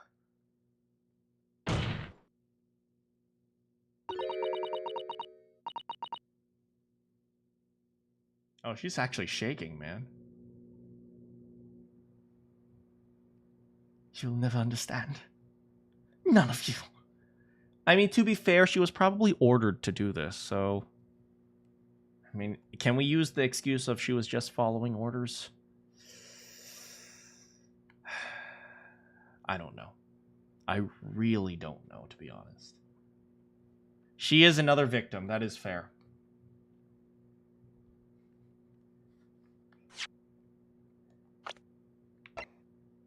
She won't get away with it. We will catch you, Iris. We'll catch you and put an end to your sick games. You'll never catch me, Ryuno!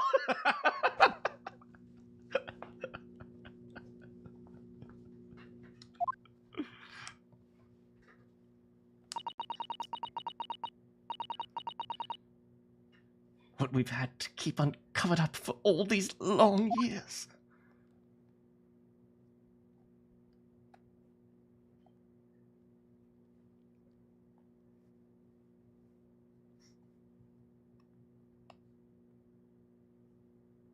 Plus, nobody would believe me. That is true.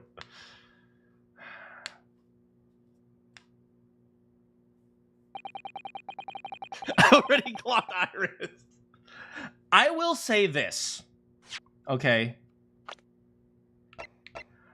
The quiet breakdowns are always so much harder than the loud over the top ones.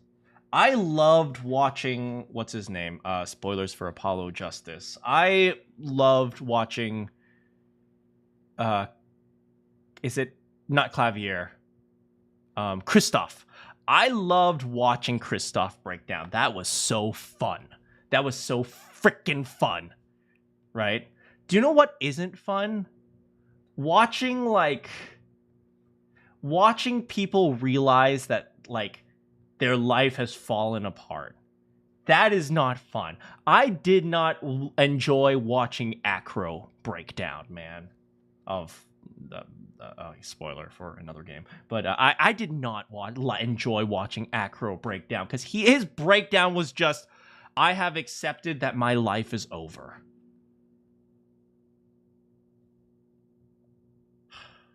It is the silent breakdowns that are always the worst.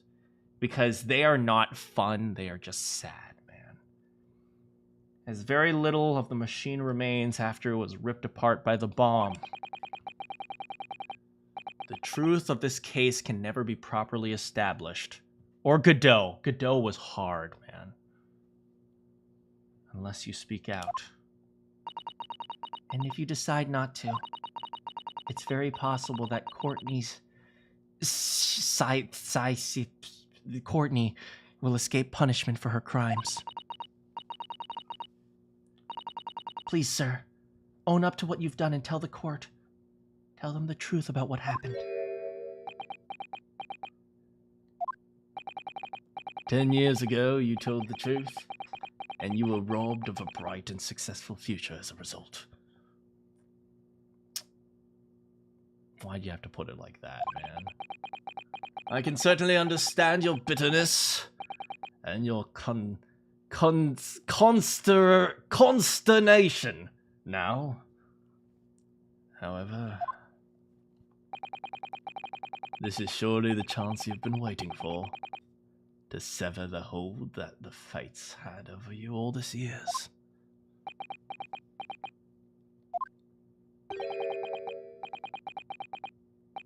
Super high voltage instantaneous kinesis. I mean, really.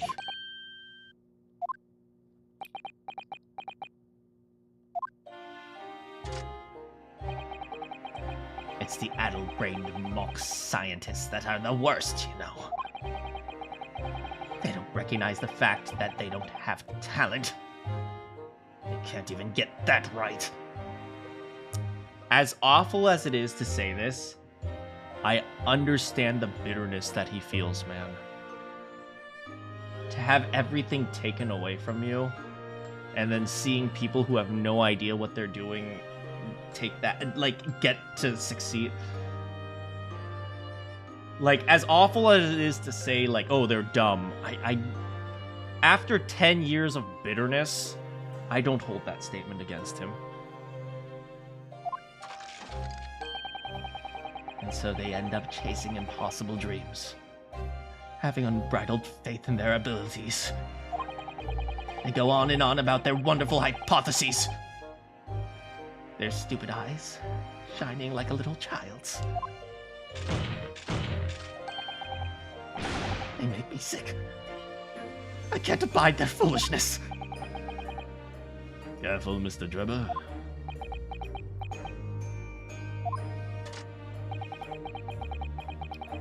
I was particularly pleased with the kinesis machine. It made for quite a show, didn't it? So you admit it. You admit that it was nothing more than a sham, made for the purpose of killing the victim. Yes, I admit it. I did it all in the name of revenge.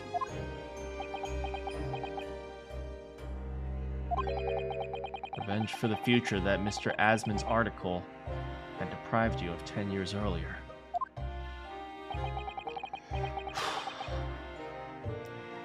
The revenge you sought didn't stop at Asmon, did it? Which is where the very particular waxwork comes in. Yes, I see.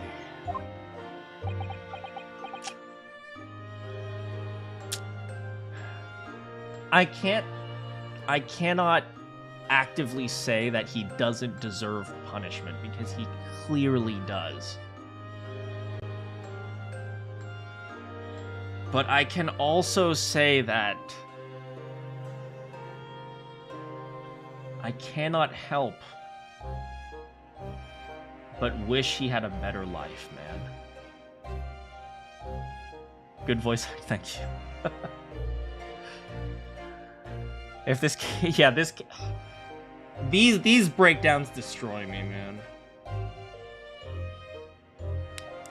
Yeah, he deserves to be punished, but he also doesn't deserve this. You know, and we need to...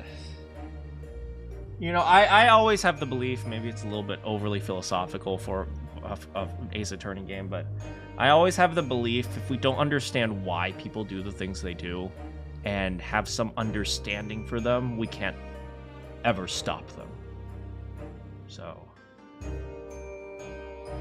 I'm gonna take that to a little bit of the extreme, and hopefully you guys don't mind, and maybe you can try to understand it from a weird perspective. But like, I believe that even for people who have atrocities, like who commit mass atrocities, like, you know, like mass killers and, like, you know, shooters and stuff like that, because if you dissect their lives, you can often see this is the point where everything started falling apart for them, and often they come to the conclusion that they have nothing left.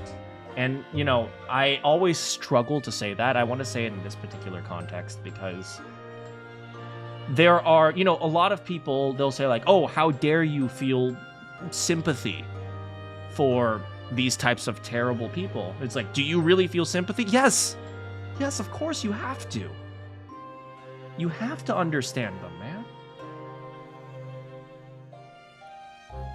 So that you can prevent the next person from doing that. Anyway, random philosophy moment. Thanks, guys.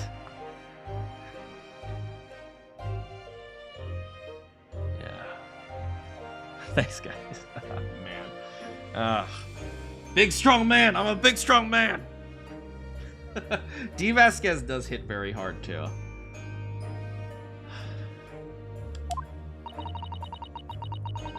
The condemned convict you saw rising from the grave in Lowgate Cemetery 10 years ago. Back this goofy lawyers and robo-men. Yeah. If your account of those events was all true. Yeah, usually we don't actually get to see what made them into the things they are, just the final result, so. Then obviously Scotland Yard couldn't afford to acknowledge what had happened. Even if it meant discrediting a bright young man and crushing any future he might have had. So your plan required that you abduct a particular waxwork model in order to exact your revenge on Scotland Yard as well. Or on Dr. Seath, to be precise. Courtney, to be precise.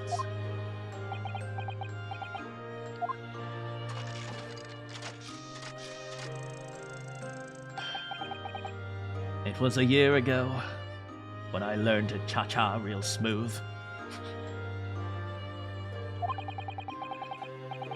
By some extraordinary fate, twist of fate, Asmon turned up at my workshop. He didn't remember who I was, of course. He didn't think I could bust these sick dance moves. He didn't think I could move like Jagger.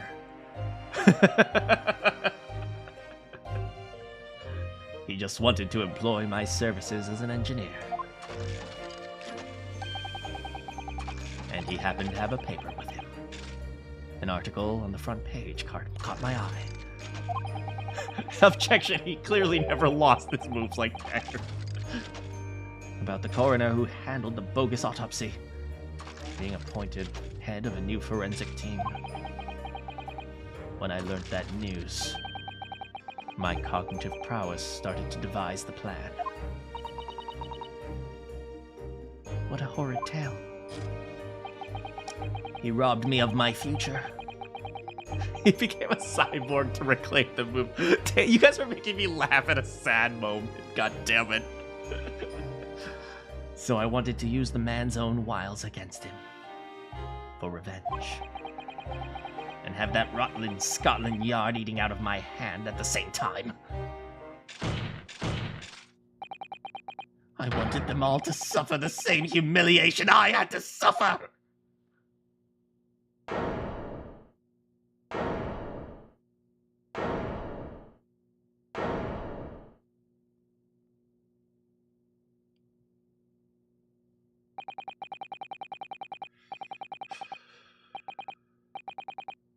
Your actions against those who ruined your future were justified as revenge. At least to yourself.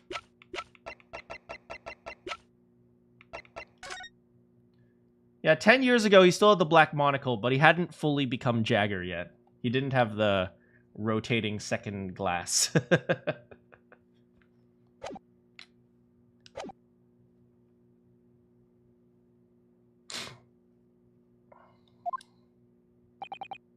Certainly. No one has the right to destroy another's prospects, especially for purely selfish gain. And yet, in carrying out your plan, you did exactly that to someone else, didn't you? Did I? Professor Harebrain's only crime was his passion for his hypothesis. And maybe his hair.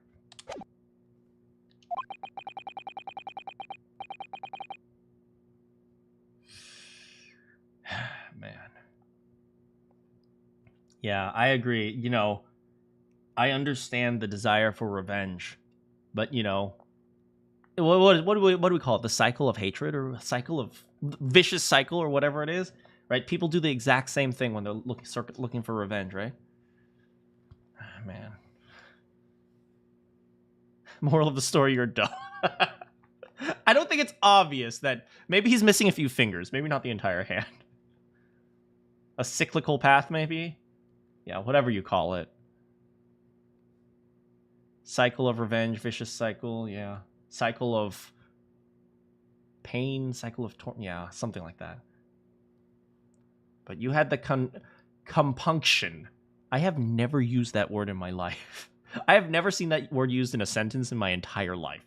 Compunction about sacrificing his future to effect your revenge. Or just the cycle. Maybe just the cycle.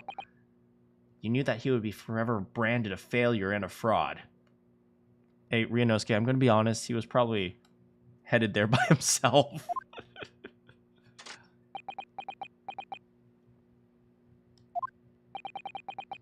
Perhaps life treated you unfairly 10 years ago.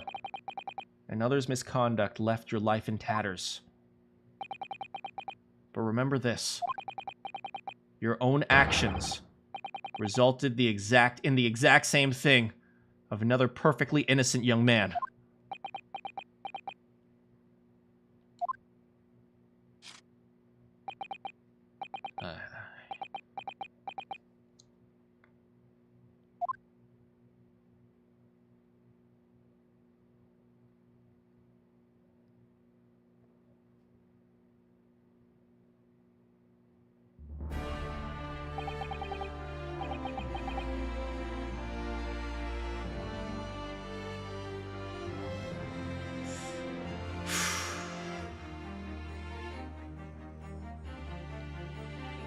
Lord Van Zeeks.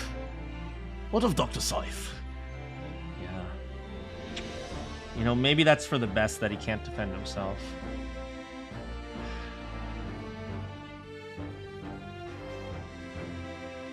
I have heard something from someone before. I forgot who it was.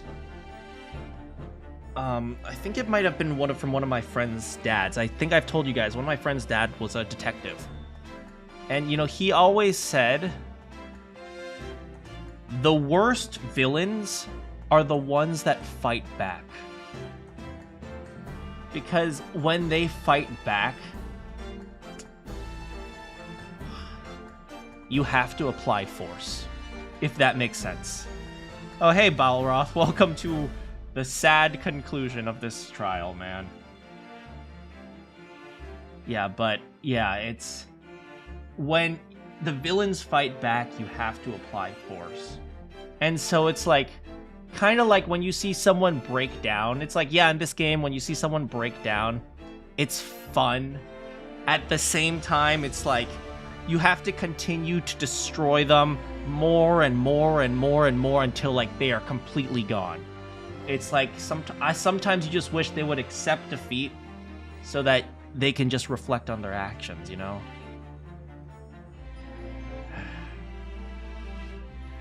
Yeah. Well, welcome, Balroth. Yeah, we're almost at the end of the trial, so we're at the end of the chapter. An immediate warrant for her arrest has been granted, and she's been reprimanded in custody. Oh, remanded in custody, my lord.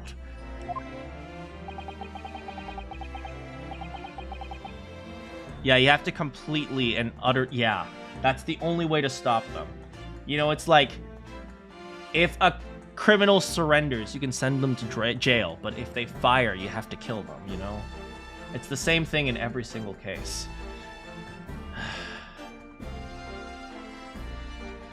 I presume she will face trial in the coming days, along with Mr. Drebber. A most regrettable situation indeed. She's made great contributions to her profession over the years. It really is a hard truth to swallow. But Mr. Naruhodo, I hear she has a daughter. Oh, I know, John. I don't even know what she looks like. However, her daughter is a topic for a future occasion. For now, Professor Harebrained. Look, I need some humor to lighten the mood. Let me have this. Her name is Maria. Professor Harebrained. Frick, I haven't voiced him this entire game. Yes. Za. Oh, wait. Za. Oh, wait. Oh, yes. Ja, nein. Okay. Oh, yes. It seems there was a great deal more to your experiment than you realized. However, I think we can assume now that all the sordid details have been brought to light. This has been a very long and profound trial, but I'm pleased to say you are absolved of all guilt.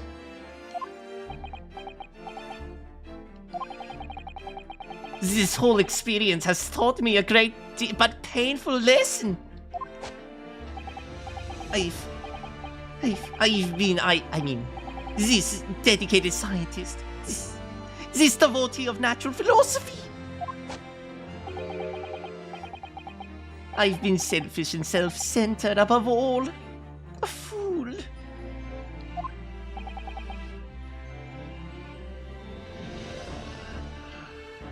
Professor, there are very many beautiful characters in this game.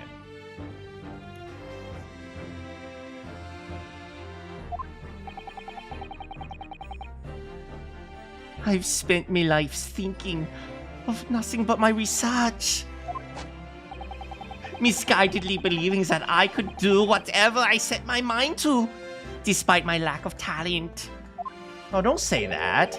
And the worst is, in the process, I've caused others pain and misery. Others who are far, far greater people than I. You're not to blame.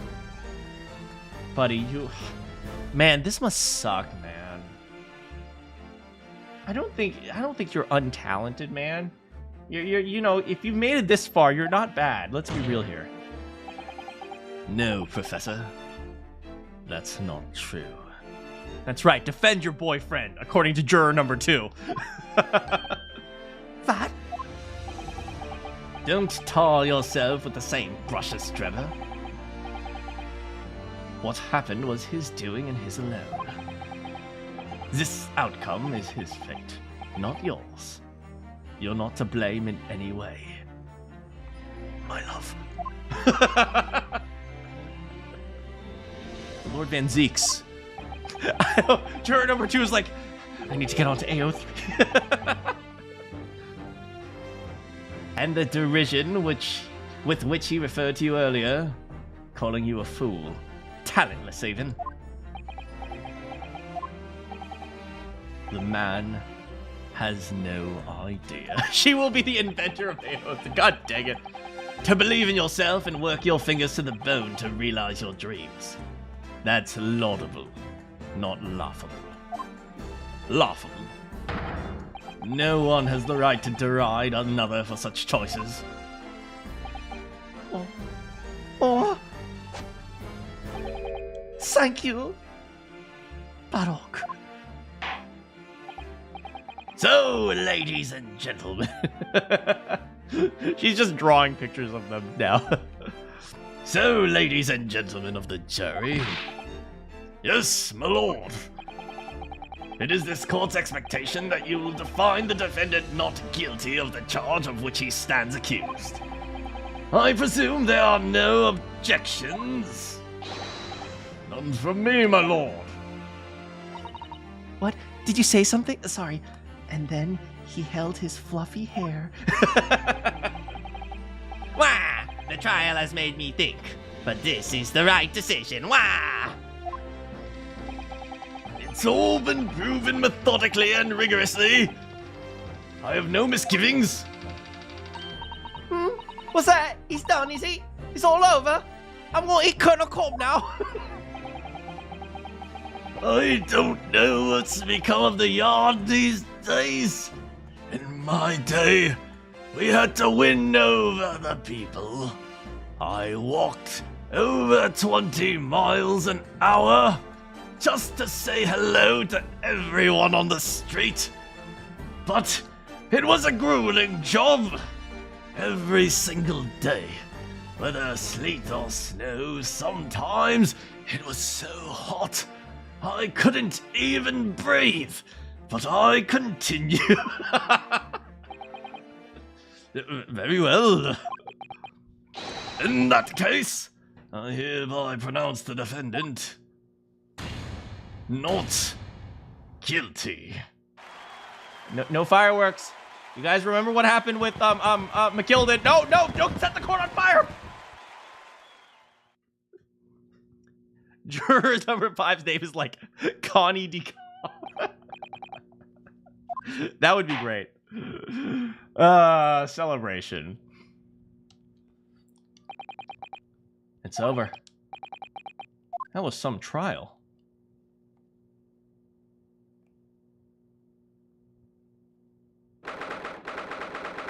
So, are we going to transport the waxwork back to the museum? We're just going to leave it there. We're just going to leave it over there. 24th of October, 4:33 p.m. Professor, what a splendid outcome, isn't it? Let him vibe. Oh, it is. Congratulations, Professor Hairbrain. Miss Naruhodo. Miss Susato. I am truly beside myself with gratitude. How can I ever thank you enough? I'm just glad it's all been cleared up. That you realize that you were just caught in a bad situation. Ah, right now, you know, if I had such money. Oh, I gives the whole lot to you. Every penny. It's okay. We're used to being poor. Don't worry.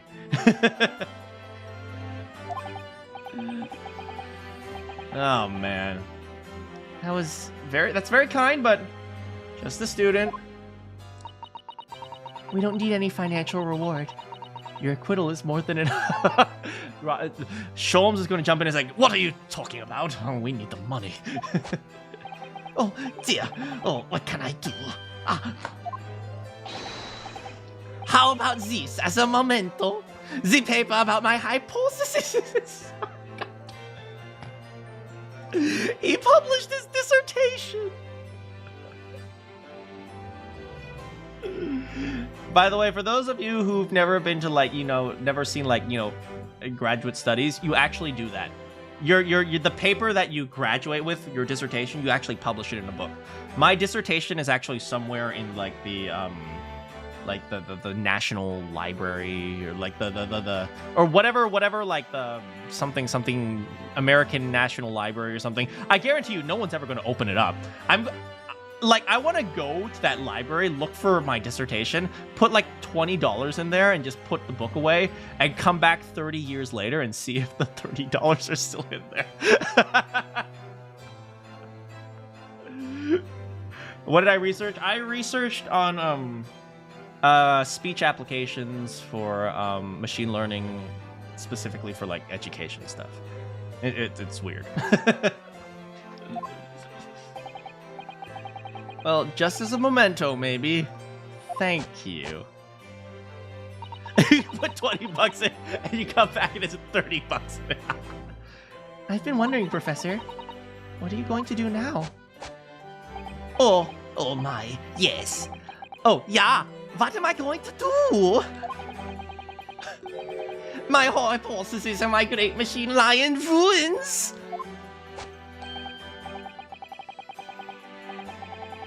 You'll draw the silly stuff. Man, this game is so silly. There's so many good scenes.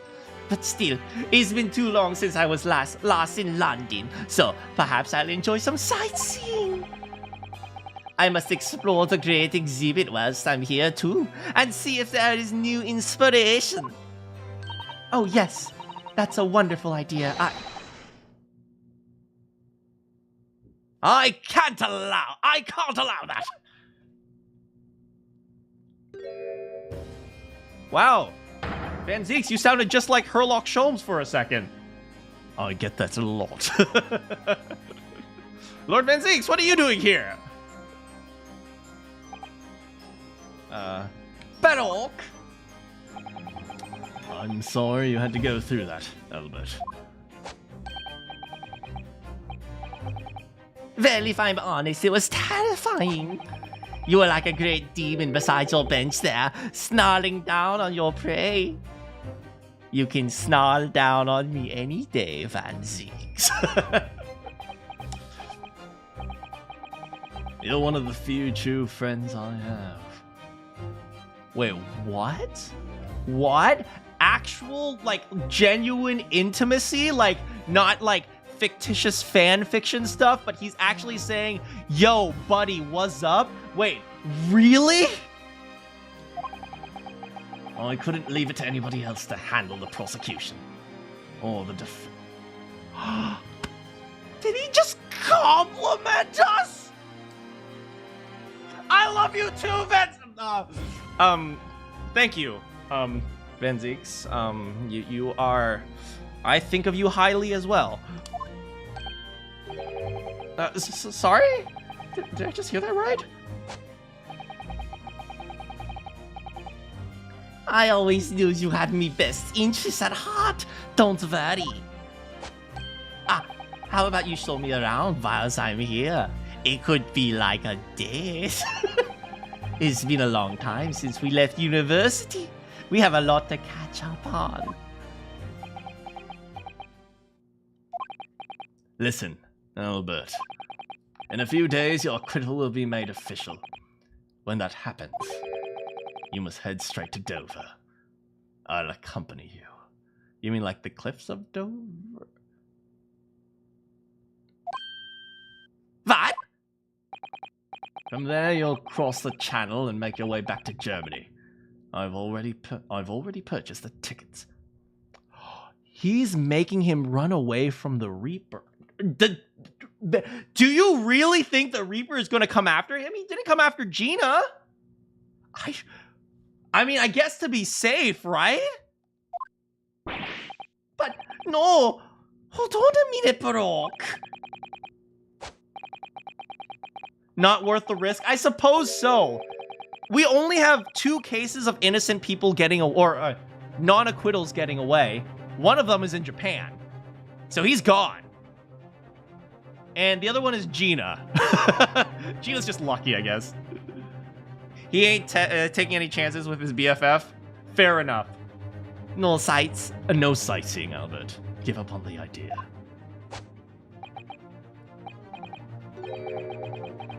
Gina is a good girl. Gina is a good girl. Sometimes it's hard to see any warmth in those eyes, Baroque. Lord Van Zeeks? What is all this? What is all this about? Unnecessary precaution. Yes, I think I understand. You do? Well, Iris told me that when you met with Lord Van Zeeks in his office some days ago, he asked how Mr. Natsume was doing. Yeah, that he did. I remember being surprised at the time and thinking it was nice of him to ask. Is he trying to collect data? I mean, maybe Van Zeeks is trying to catch the Reaper. Oh, I never really thought of it like that. The point is, Mr. Natsume is still alive. Even though it's been more than 6 months now. A what? A telegram? Oh, never mind, he's dead. No, he's still alive. It's been more than 6 months now since he stood trial with the Reaper. You mean... The Reaper's influence doesn't stretch overseas? I hate to break it to you guys, Germany is not over... Wait! No, it is overseas! They're in the UK! It's an island! It is overseas!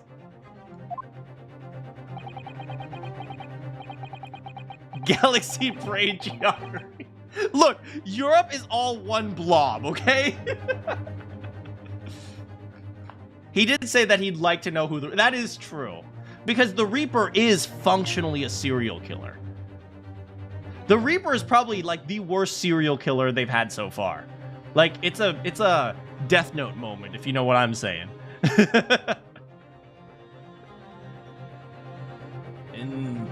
Those in the Reaper's sights meet their ends in days or sometimes months after their acquittal. That's been the pattern up until now. But of course, we know that both Mr. Natsume and Gina were completely innocent. Yeah, the Reaper has way more kills than the Professor. The Professor only has 5. True. I don't know how many, Stop spoiling. I should stop spoiling myself. What is it? Yeah, what is it called? How many kills does Jack the Ripper have? I'm curious. Jack the Ripper, number of kills. Yeah, Jack the Ripper only killed 5 people. The murder cases of 5 women. Yeah, like this guy is bad. Like this guy's he's a legit serial killer. How many kills do you need to be considered a serial? I have no idea what the actual definition is. Is it 3? Is it actually a number? Is there actually a defined number? He's not as bad as Shepard? Who's Shepard? Don't ask why I know that. You see, I stopped at 2, so at least I'm not a serial killer. One of the victims has to be Cheerios. Yeah, don't touch the Cinnamon Toast Crunch. Perhaps that governs the Reaper's actions. The truly innocent are spared. But I don't want to take any chances with a close personal friend. But Baroque! Like the mustached Nipponese, this man should leave the country without delay. That's why I'm packing him off to Germany at once.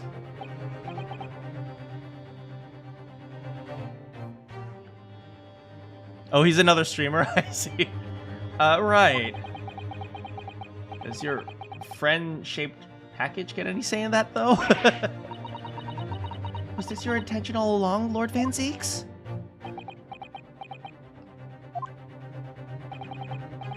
In court, where people think of him as the Reaper, this man seems absolutely merciless. And yet, he has a heart. Some say his heart grew 3 sizes that day, which doesn't matter because 3 times 0 is still 0. Sometimes, I feel as though I don't understand him at all. It's time to go, Albert. Back to the prison for the time being. Man, that sucks. Even though he got a not guilty verdict, he still has to wait for the paperwork in prison. That kind of sucks.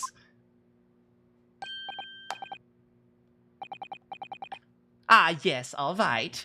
Well then, Mr. Naruhodo. Thank you so much for everything. Not at all, Professor. It was a pleasure getting to know you. The hole also grew. Best wishes, Professor Hairbrain. Well, once the dust has settled, you must come and visit me in Germany. Anyway, goodbye for now. Ja. Guten Tag.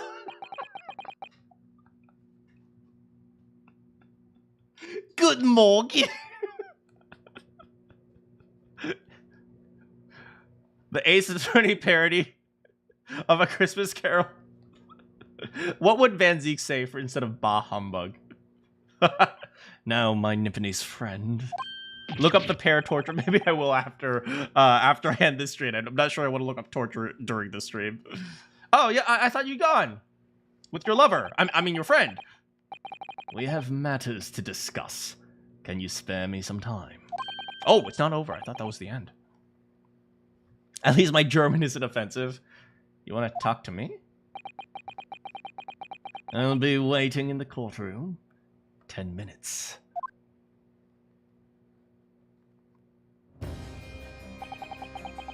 Well, that was strange. I feel like a girl has once told me, I'll be waiting for you on the rooftop. You think this is similar, Miss Susato? I don't think this is anything like that, Mr. Naruhodo.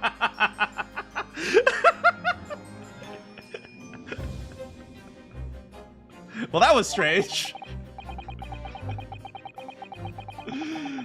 For some reason, I didn't get the sense of impending doom as he walked away this time. Beware of a burning omnibus.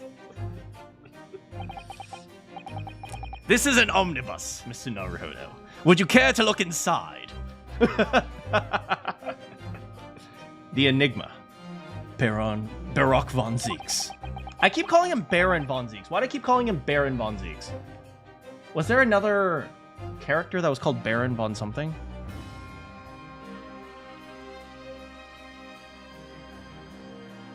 Baron... I forgot. Anyway.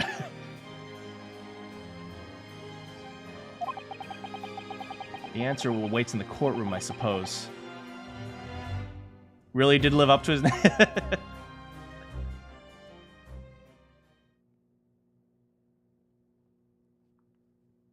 Alright. What's going on? Van Zeeks. 24th of October. The Old Bailey courtroom. Oh, the Old Bailey courtroom. I forgot. Herlock Sholmes is the narrator. There it is. The professor. So, are you satisfied? You saved a guileless scientist from a great injustice. And in the process, exposed another 37 government secrets. I think so, yeah. I'm relieved at least that the man's innocence could be proven. Yeah, this entire story is just Sholmes making up crap. Iris, write that down. Anyway, I imagine you've been wondering where my animosity towards you Nipponese come.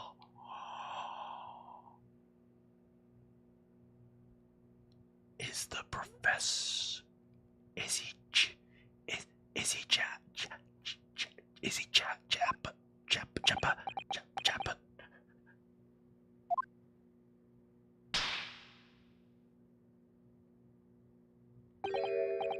Guys, we are learning about the origins of racism.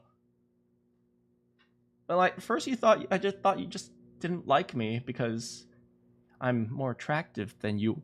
What? I imagine you saw me as a pretentious child from an unimportant land. Okay, fair. Who had no business being here. But now I think differently.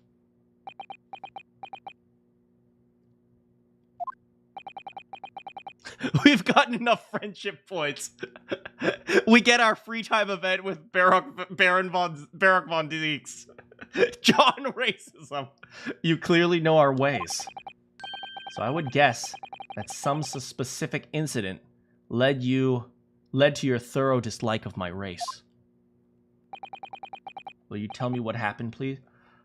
This is the thing that I love about this game. Or at least I love about Ryunosuke's character. Despite all of the racism, he's very understanding.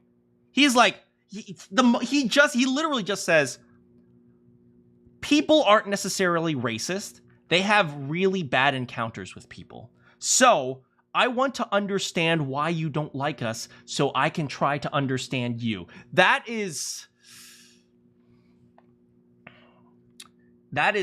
man. I mean, maybe it has to do with the fact that, you know, Japan, they're trying to capture kind of like the very like polite or like maybe like the accommodating Japanese culture. But I think, you know, that's such a, it's one thing that, you know, Ryunosuke is just a really, really good, like he's such a likable character because like, he's not a genius. He's not smart. He just goes off of his gut and he tries to understand people.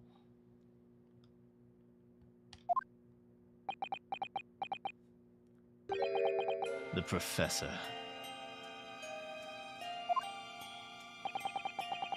I thought I'd never hear that name in this courtroom again, to be honest.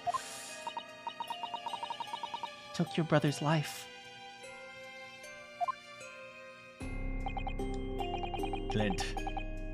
My brother was Clint Van... That must be the picture he has in his office!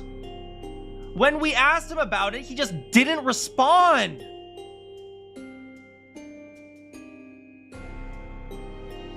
Oh, my brother Clint, huh?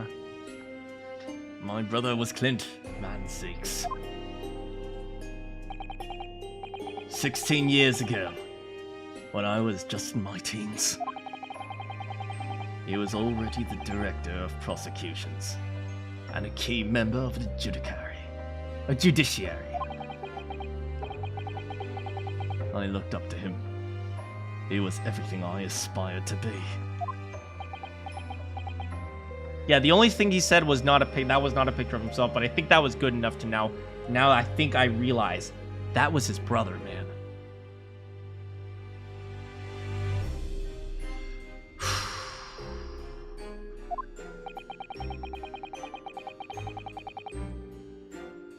He was involved in the establishment of justice systems in foreign countries as well.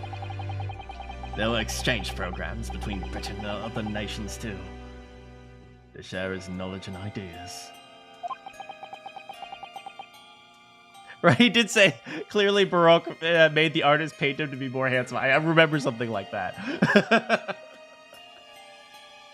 As part of one of those programs, 3 judicial students came to Britain from your homeland, the Empire of Japan. Remember when I said the professor had something to do with Mikotoba? Remember?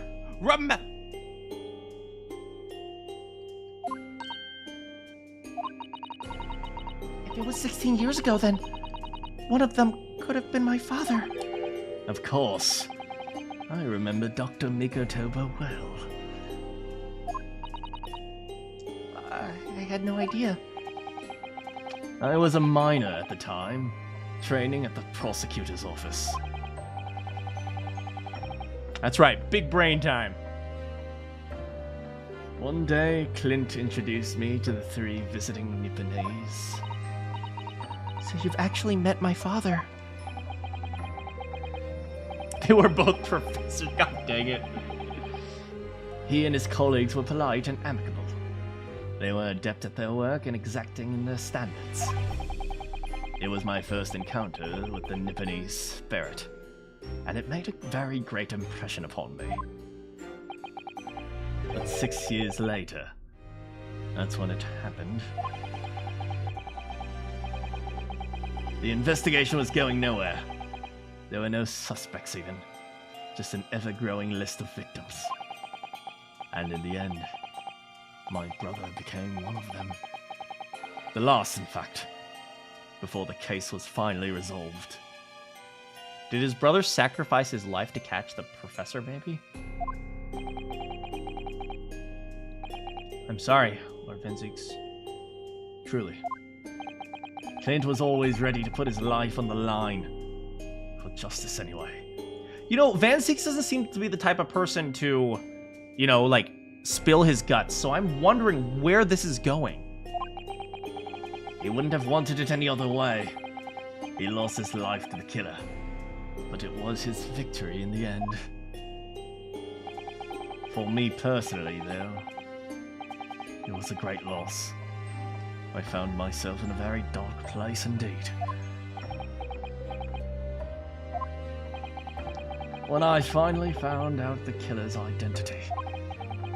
The reason why no one had been able to catch the man sooner ceased to be such a mystery.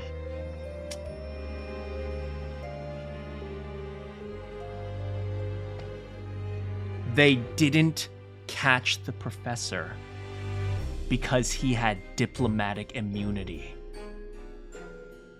Oh my god. Oh my freaking god. And that's how the professor got away with it. They didn't catch him because he had diplomatic immunity. So if it wasn't Mikotoba, it was one of his friends.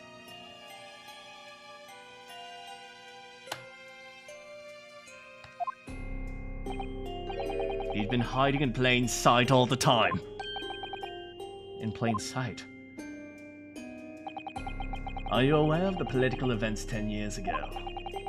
It was a period of extreme sensitive diplomacy between the British and Japanese empires. A new treaty was being forged, I think. Correct. The Anglo-Japanese Treaty of Friendship and Navigation was being concluded. It was the same reason why we couldn't touch, what's her name? Jezile Brett. The leaders of both countries were deep in extensive political discussions.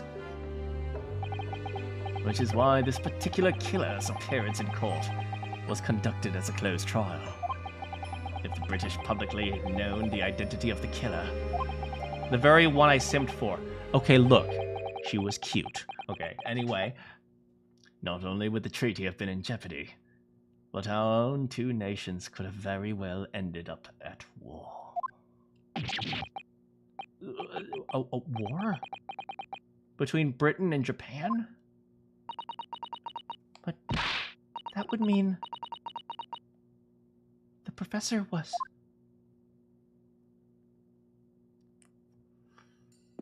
Here we go. When the trial reached its conclusion earlier, I thought to myself, yes, it's time.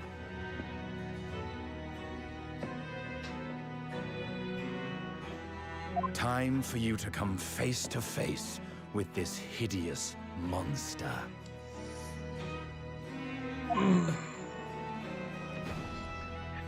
Eh? I borrowed the key for the mask from the proprietress of the Waxwork Museum. Is that legal? Okay, let the record show I'm not the one revealing the government secret. So see for yourselves now. Confirm it with your own eyes. The truth that's been hidden this past decade. Okay.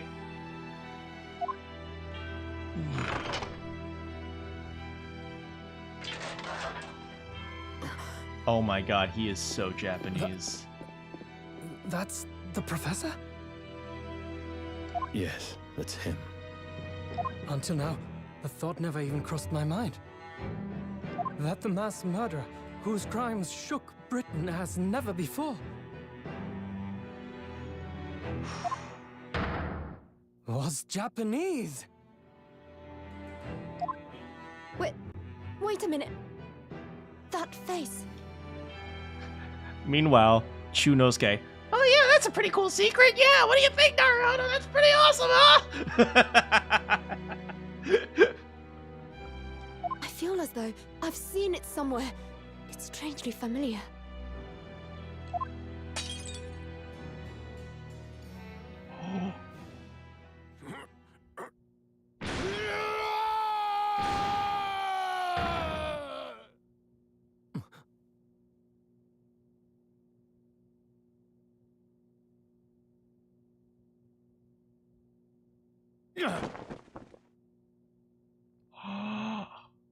It's Kazu. Father. What?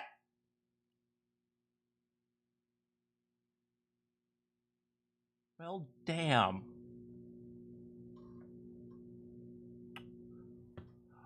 Well, damn.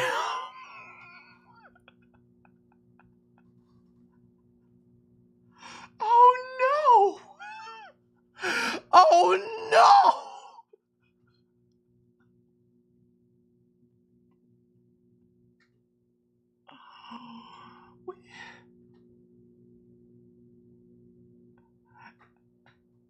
We're gonna have to prove this man innocent, aren't we? We're gonna have to reverse. We are going to have to reverse the conviction of a 10-year-old serial killer, aren't we? Oh my! Oh no! Oh no! Oh no! What? Father?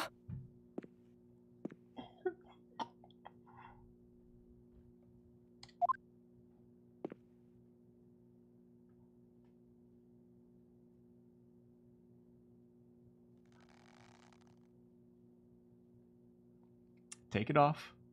Wait, that sounded vaguely sexual. Kazuma!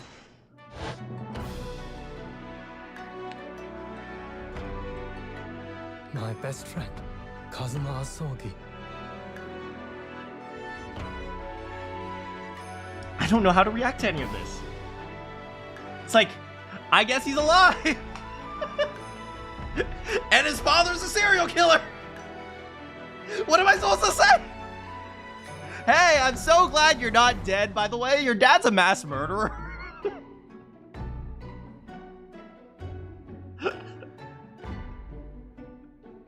Behold.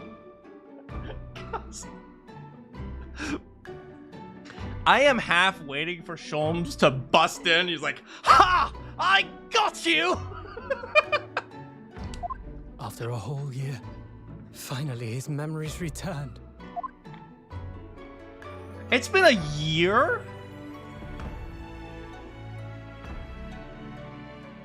As he stood there before me.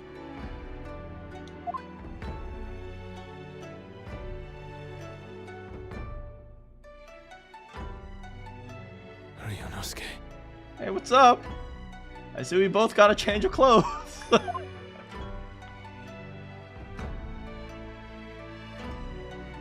Hello again. Hey, what's up? I'm Ryunosuke. I'm new here. That's true. It has been 6 months. My friend. Kazuma-sama! Judicial Assistant Mikotoba.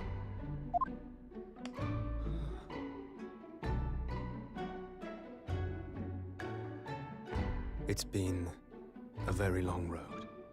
Thank you.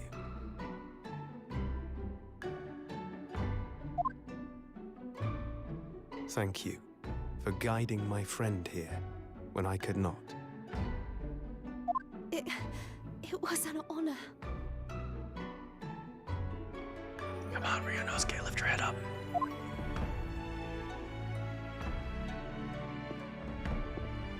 I knew you wouldn't die that easily. Kazuma. God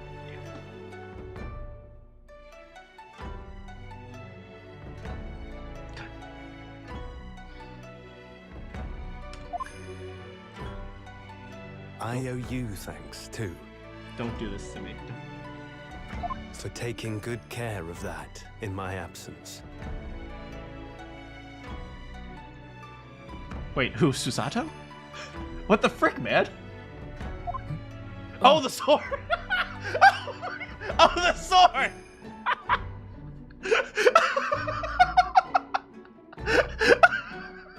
I'm so sorry.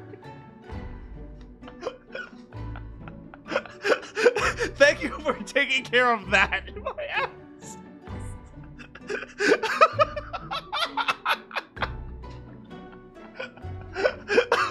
I'm sorry. Susanna, I was confused. I'm sorry. I'm so sorry.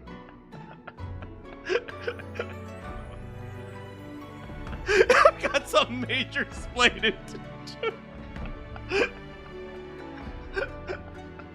He was just asking.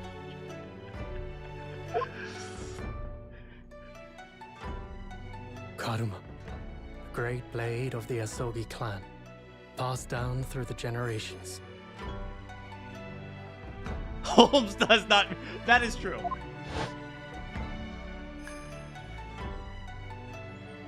When we left Japan, this sword was Schultz. at my friend's side.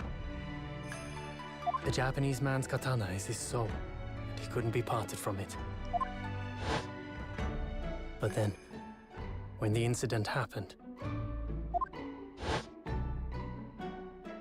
it was Susato-san's wish that I inherit the sword. And I've kept it with me ever since, along with my memories of the friendship we shared. I like how the flashback also has the newer costumes as well. I never even notice the little bunny rabbit at the bottom.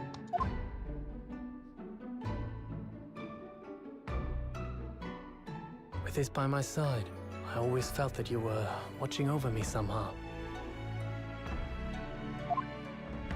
I know, right? She's just wearing the costume of the Burya.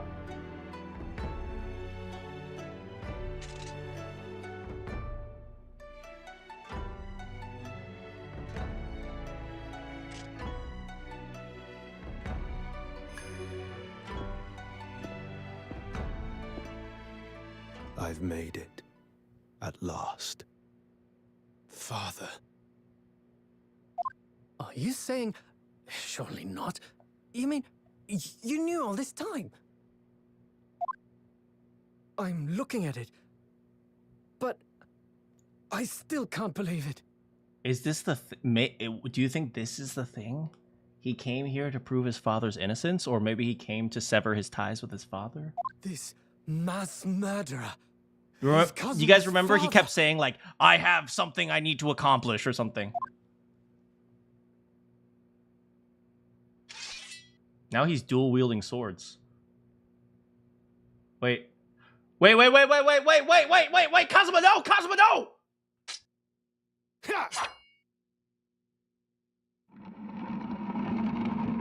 Madame Two Spells is gonna be so pissed! Kazuma-sama.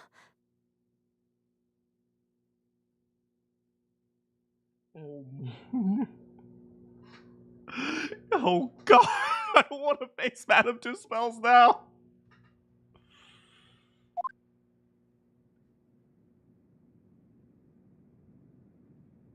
Just super glue it. I guess he's finally severed his ties with his dad, huh? We have much to talk about, but now is not the time.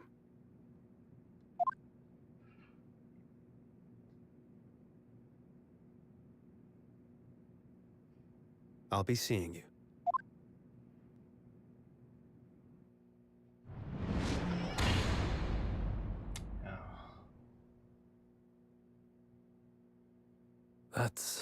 all Kazuma said.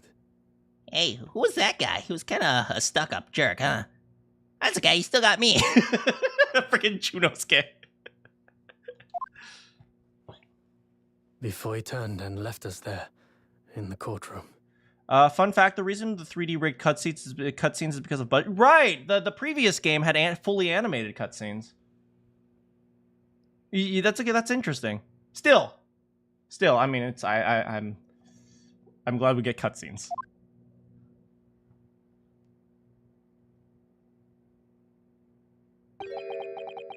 So, he's the living after image of the man who took my brother's life, is he? Yes, Kazuma Asogi, my best friend. Yeah, this is a little awkward, huh? Just a little bit. 3 months ago when Lord Strongheart introduced us. Nope, never seen him in my life. I had an inkling there was something there, some connection. Why did Lord Strongheart do that? Why did he make Kazuma Lord Van Zeek's apprentice? And when he was suffering amnesia, too. The man was apprehended, even executed. But his legacy just won't die. That's the sad truth. Anyway, that's all I had to say. I thank you for meeting with me as I asked.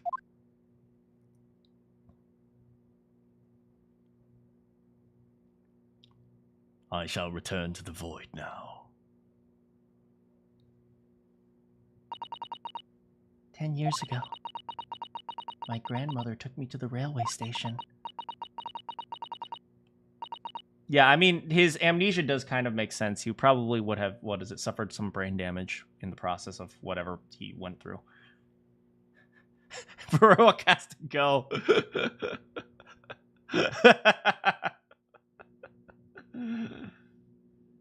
We were there to meet my father from the train. For me, it was the first time I'd ever seen him. Poor Susato. Oh, this is tied up with painful memories. She's never talked about anything like this before. It took time to adjust to having father around. But just when I was starting to get used to it, he called me into his study one day. He told me that a great friend of his has passed away in London, and that his friend had left behind a son. A boy, 7 years my senior. Father told me the boy had made a promise to his late father. Said he was studying to become a defense lawyer. Yeah, Yujin left when she was born. I wanted to help, so I studied to become a qualified judicial assistant Ever since I was 6 years old. as I'm sure you've worked out. That young man was Kazuma Asogi. So you see, that's how he and I met. For a brief moment, my great friend had returned, only to disappear again all too soon. But in that fleeting encounter, something stirred. Something that had been dormant for a long time. As if great wheels had been set in motion, I could almost hear them creaking into life. In some ways, it was the end of a chapter, but in many, it was the start of a new one.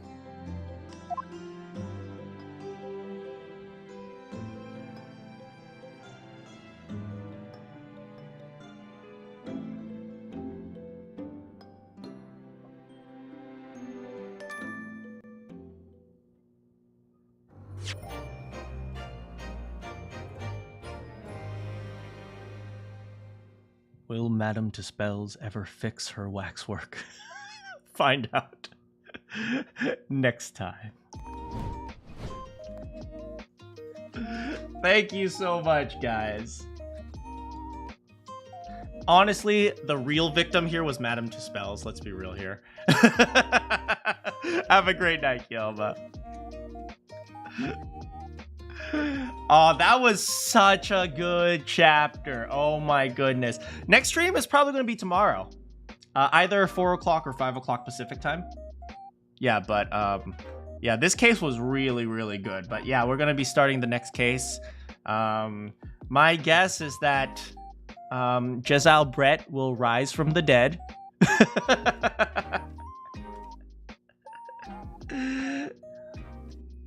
Yeah, it's pretty late. Thank you so much for hanging out, guys. Next case is awesome. Yeah, I'm really looking forward to the next case as well.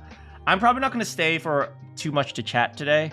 Stop spoiling myself. I'm not going to stay too long to chat because I actually went a little bit late because I wanted to see the ending, but I do have to. It's almost midnight. Oh, dang. Well, you all need to get some sleep as well. So, yeah, I better get going. Tomorrow, depending on where we stop, we might have a little bit longer of a chat session. But I gotta get dinner now. Yeah, that was a shock. I did not expect that. It was like 7 different things that happened all at once. First, there was the Kazuma. Then there was the professor. Then there was the professor and Kazuma. Then there was the professor and Kazuma and Ryunosuke. And then after that, there was the Kazuma with the sword, and then there was Chunosuke. It's 8 for you? Well, 8:30 for you. But anyway, I better get going. Thanks so much for hanging out with me today, guys. I gotta get dinner. Good morning, good afternoon, good evening, or good night. If you have any quests for me, I will see you all next time.